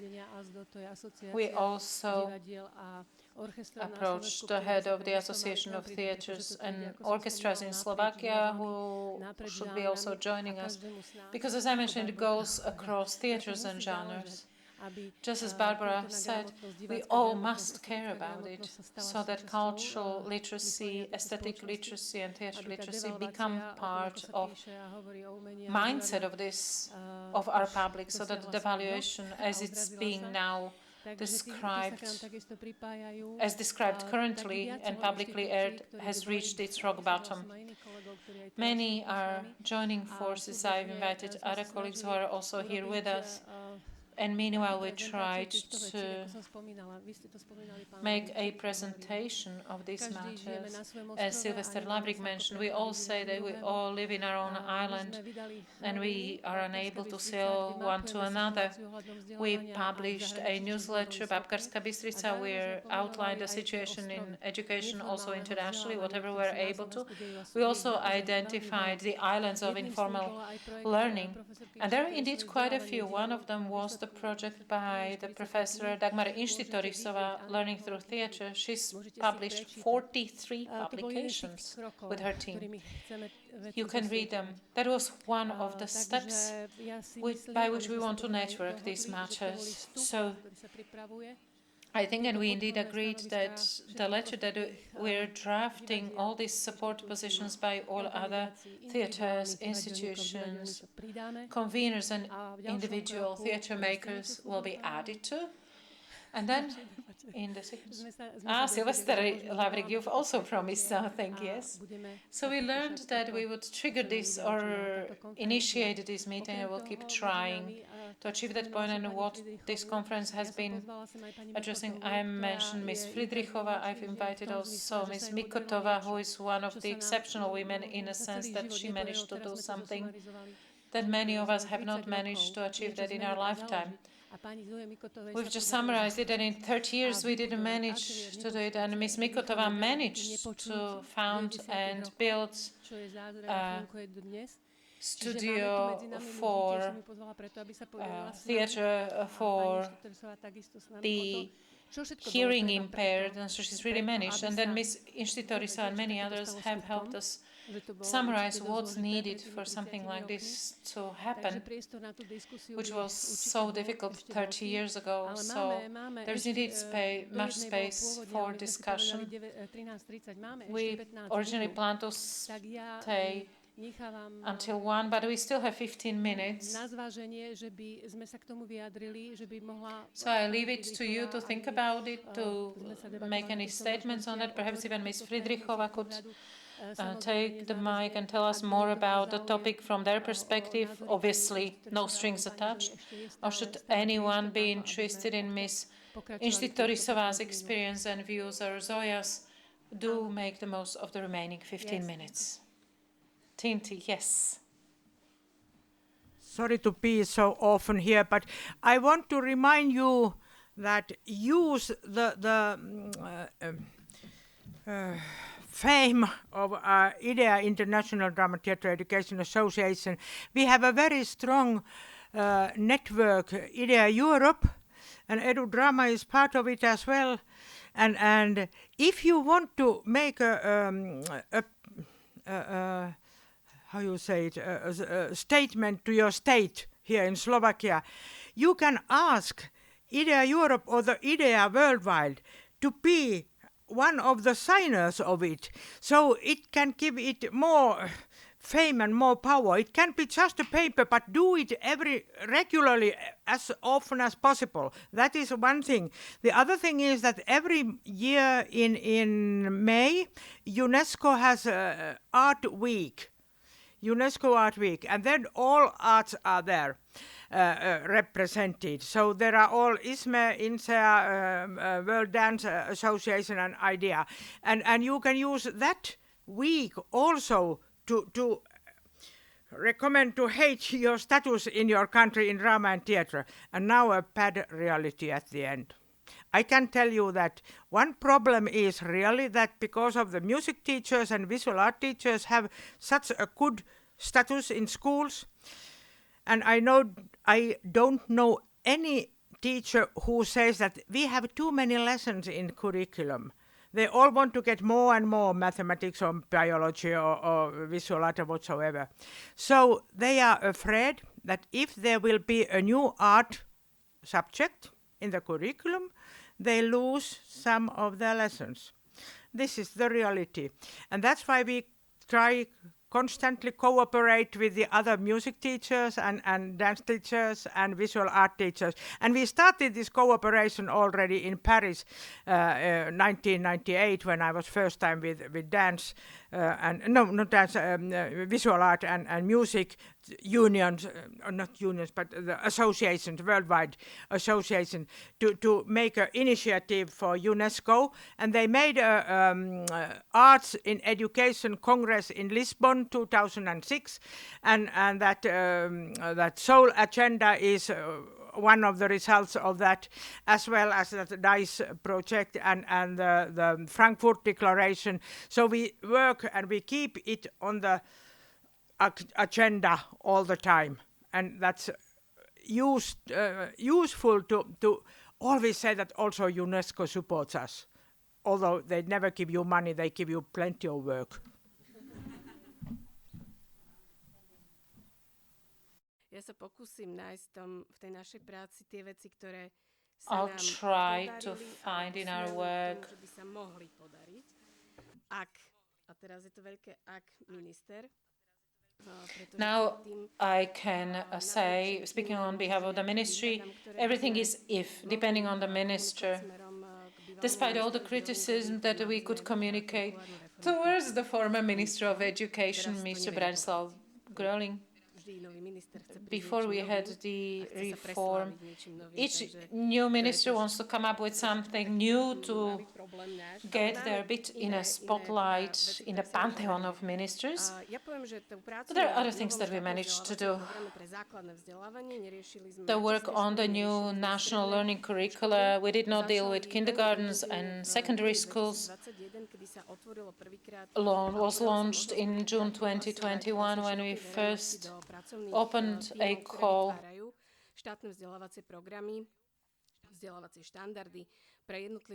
we invited general public to join in the committees that develop the learning standards, specialized standards. Those were not pre-identified people, but this was indeed a very open space for anyone who was really interested in joining the process. We had over 300 applicants, teachers, people who work in non-profit sector, people who have been long working in teacher training or researching into didactics or different specialisms. So we created massive teams. We can't say that we don't have 300 people creating national curricula. For that we had more specialist teams, but everything's consulted and presented to those wider groups that create those subject committees. The current situation is that we are in a very strong pre-final situation where the teams are ready to submit some drafts into the early stage, since they signaled a number of problems, either because of illnesses, etc. We've moved the deadline a little, but as a matter of fact, our deadline to submit the whole new national learning program for the ministry is December 2022, which is a few months from now.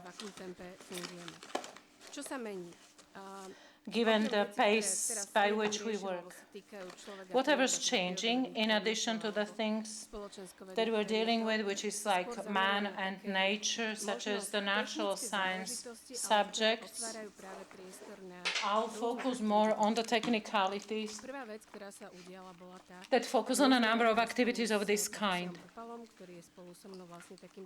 Together with Professor Popala, who's with me also, an ideological leader of the whole reform, we very much pushed to open a theme within art and culture,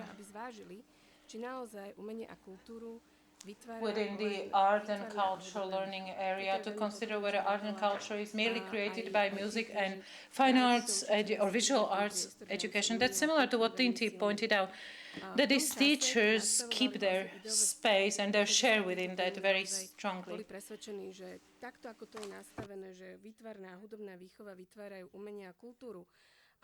The way it's said, music and visual arts create culture and literary studies, and in part drama studies and theatre studies are sorted out in mother tongue, which is Slovak language and literature here.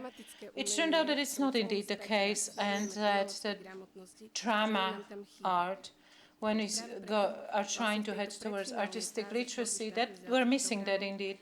So in this pre-final phase of national curriculum,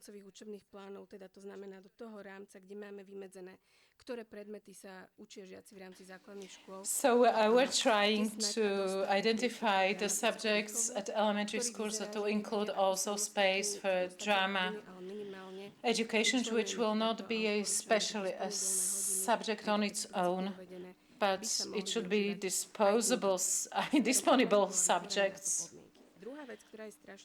if the school has conditions for that. The second point that's important is that in the decree for elementary schools, which is in force in September now, so it's not the vision, but we already have it at our fingertips, schools can create their teaching blocks.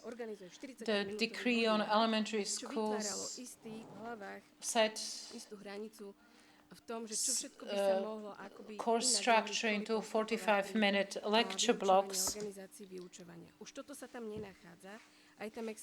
So this is no longer the case, and we have a new situation that the school can arrange block teaching, but it has to be identified in their school a learning program on how to use those blocks.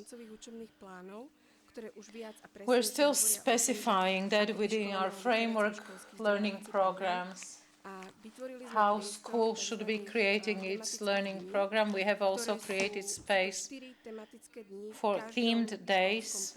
We have 4 themed days in each school semester. That is a total of 4 teaching days each day within the first level of primary school, which is years 1 to 4 about. That has 5 lessons, and the secondary level, which is 5 to 9. Here they have 6, so they can use for interdisciplinary skills, teaching to citizenship, critical thinking, responsibility, media education, etc.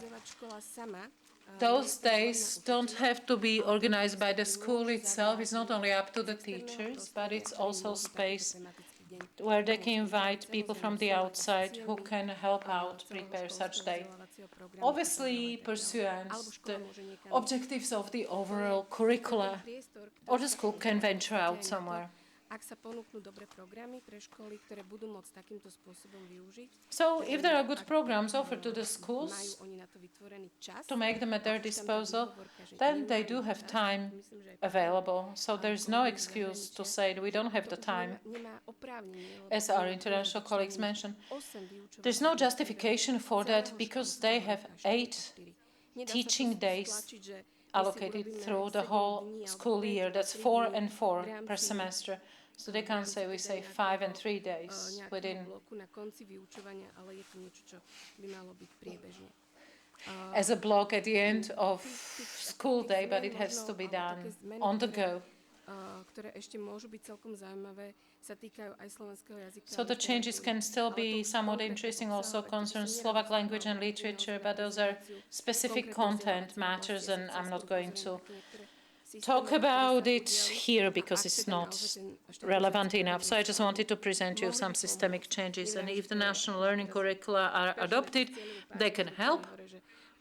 Doesn't mean that we've reached the finish, but it's certainly a step forward which we didn't have thus created hitherto. Should you have any questions, I'll be happy to answer them within the discussion. And when it comes to the standards for drama education, what my colleagues prepared is really wonderful, and Ms. Jurinova and the colleague, I'm really grateful. So we do have standards for drama education, which we didn't have elaborated yet. They are going to be developed, and they'll be subject to debate and adoption as all others. This was Ms. Friedrichova from Nivan and the Matej Bell University. Ja musím teda vlastne faktickou poznámkou reagovať na pani kolegyňu. I need to respond to Ms. Friedrichova. I was very pleased to get the prima facie good news, although it's still very hypothetical. When it comes to practice, it's another matter. But at the same time, I have to say, why suddenly so quickly? We skipped the qualified public discussion. I'm sorry.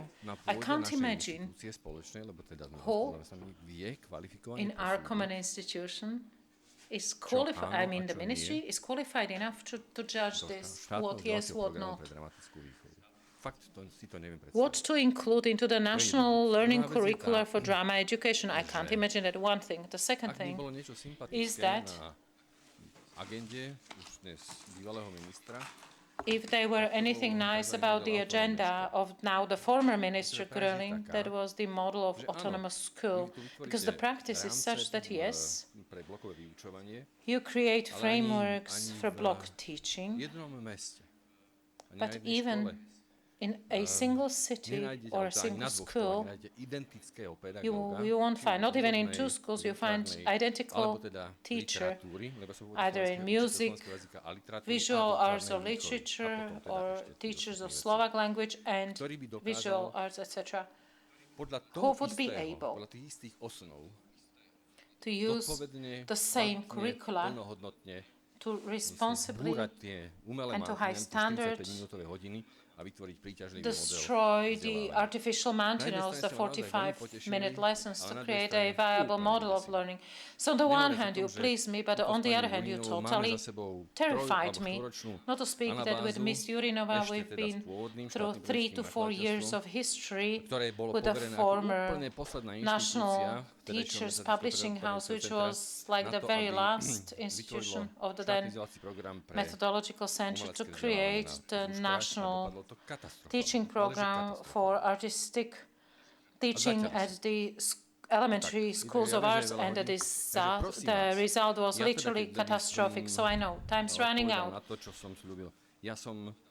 So to answer what I promised, if there is interest, I'll offer to prepare a memorandum, let's call it Bystrica memorandum, whatever. I'll pass it on to Iveta Škripková. Let's circulate it, let's comment on that, and let's create a united front so that it is our springboard, so that we have something in hand for it's very difficult to keep explaining to these people who are just passing by. Thank you. I have to respond with 2 points. One is that the discussion for the vantage points for the new national curricula occurred at the beginning of this year, in January and February, where we had major introductions of the Zúčastnilo sa ich, ak si dobre pamätám, to bolo okolo 3,000 ľudí. If I remember, that involved about 3,000 people. Je to naozaj vec, ktorá vznikla a je to vec, kde my sme vstupovali do tej diskusie. When it comes to drama education, it is something that we participated in the discussion. We openly communicated, admitting that it's missing in the national curricula. And admittedly, we also acknowledge that, sorry, I don't know what's going on there, can't quite hear. Members of the, I'm sorry, it is really difficult to hear anyone now.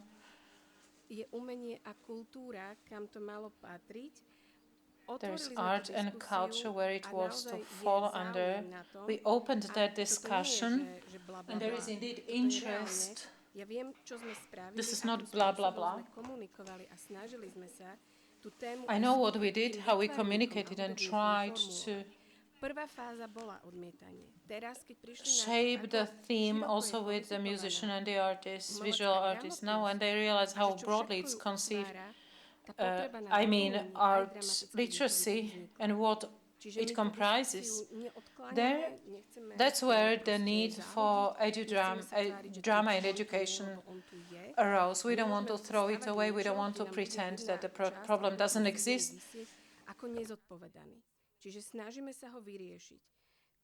So we do have to respond to it. So we're trying to deal with it. When we open the discussion,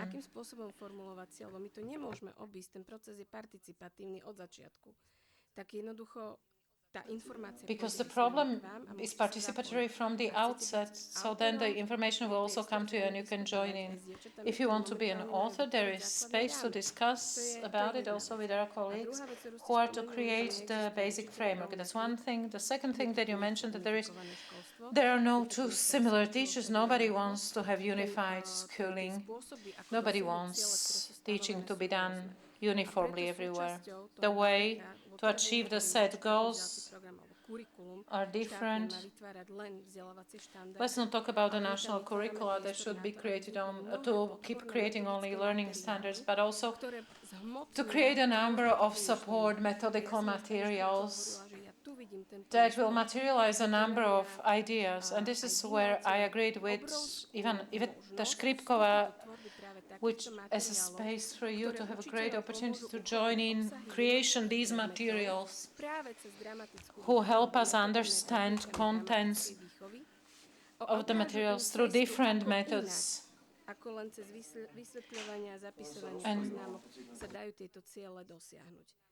which is more than just lecturing and taking notes. This is at the table at the moment. If there are other steps which you think that in terms of formal learning can be taken, then let's communicate, let's talk about it and deal with it. This is something which we within the basic framework identified in the basic vantage points, but nobody prevents us from communication. Otherwise, I would go against myself.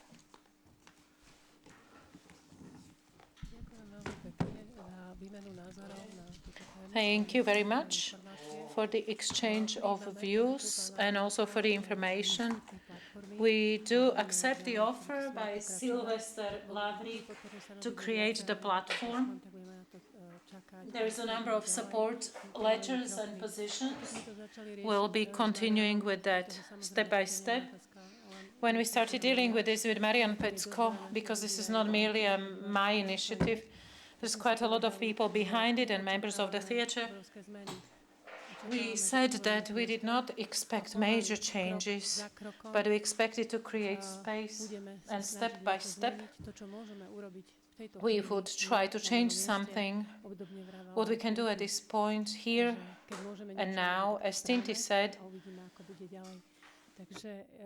we can do something, let's do it, and we shall see how it goes. So thank you all very much for the discussion, for your participation. Our international guest speakers, namely first Ragnhild Tronstad from Norway, pani Tinti Karpinen z Fínska, Tinti Karpinen from Finland, pani Špela Šinigoj zo Slovenska, Špela Šinigoj from Slovenia, pani Nechvátalovej z Draku z Česka, Jana Nechvátalová from the Czech Republic, from Drak, and Sylvester Lavrik from Slovakia. And thank you all for being with us and managed to stay. I trust it made sense.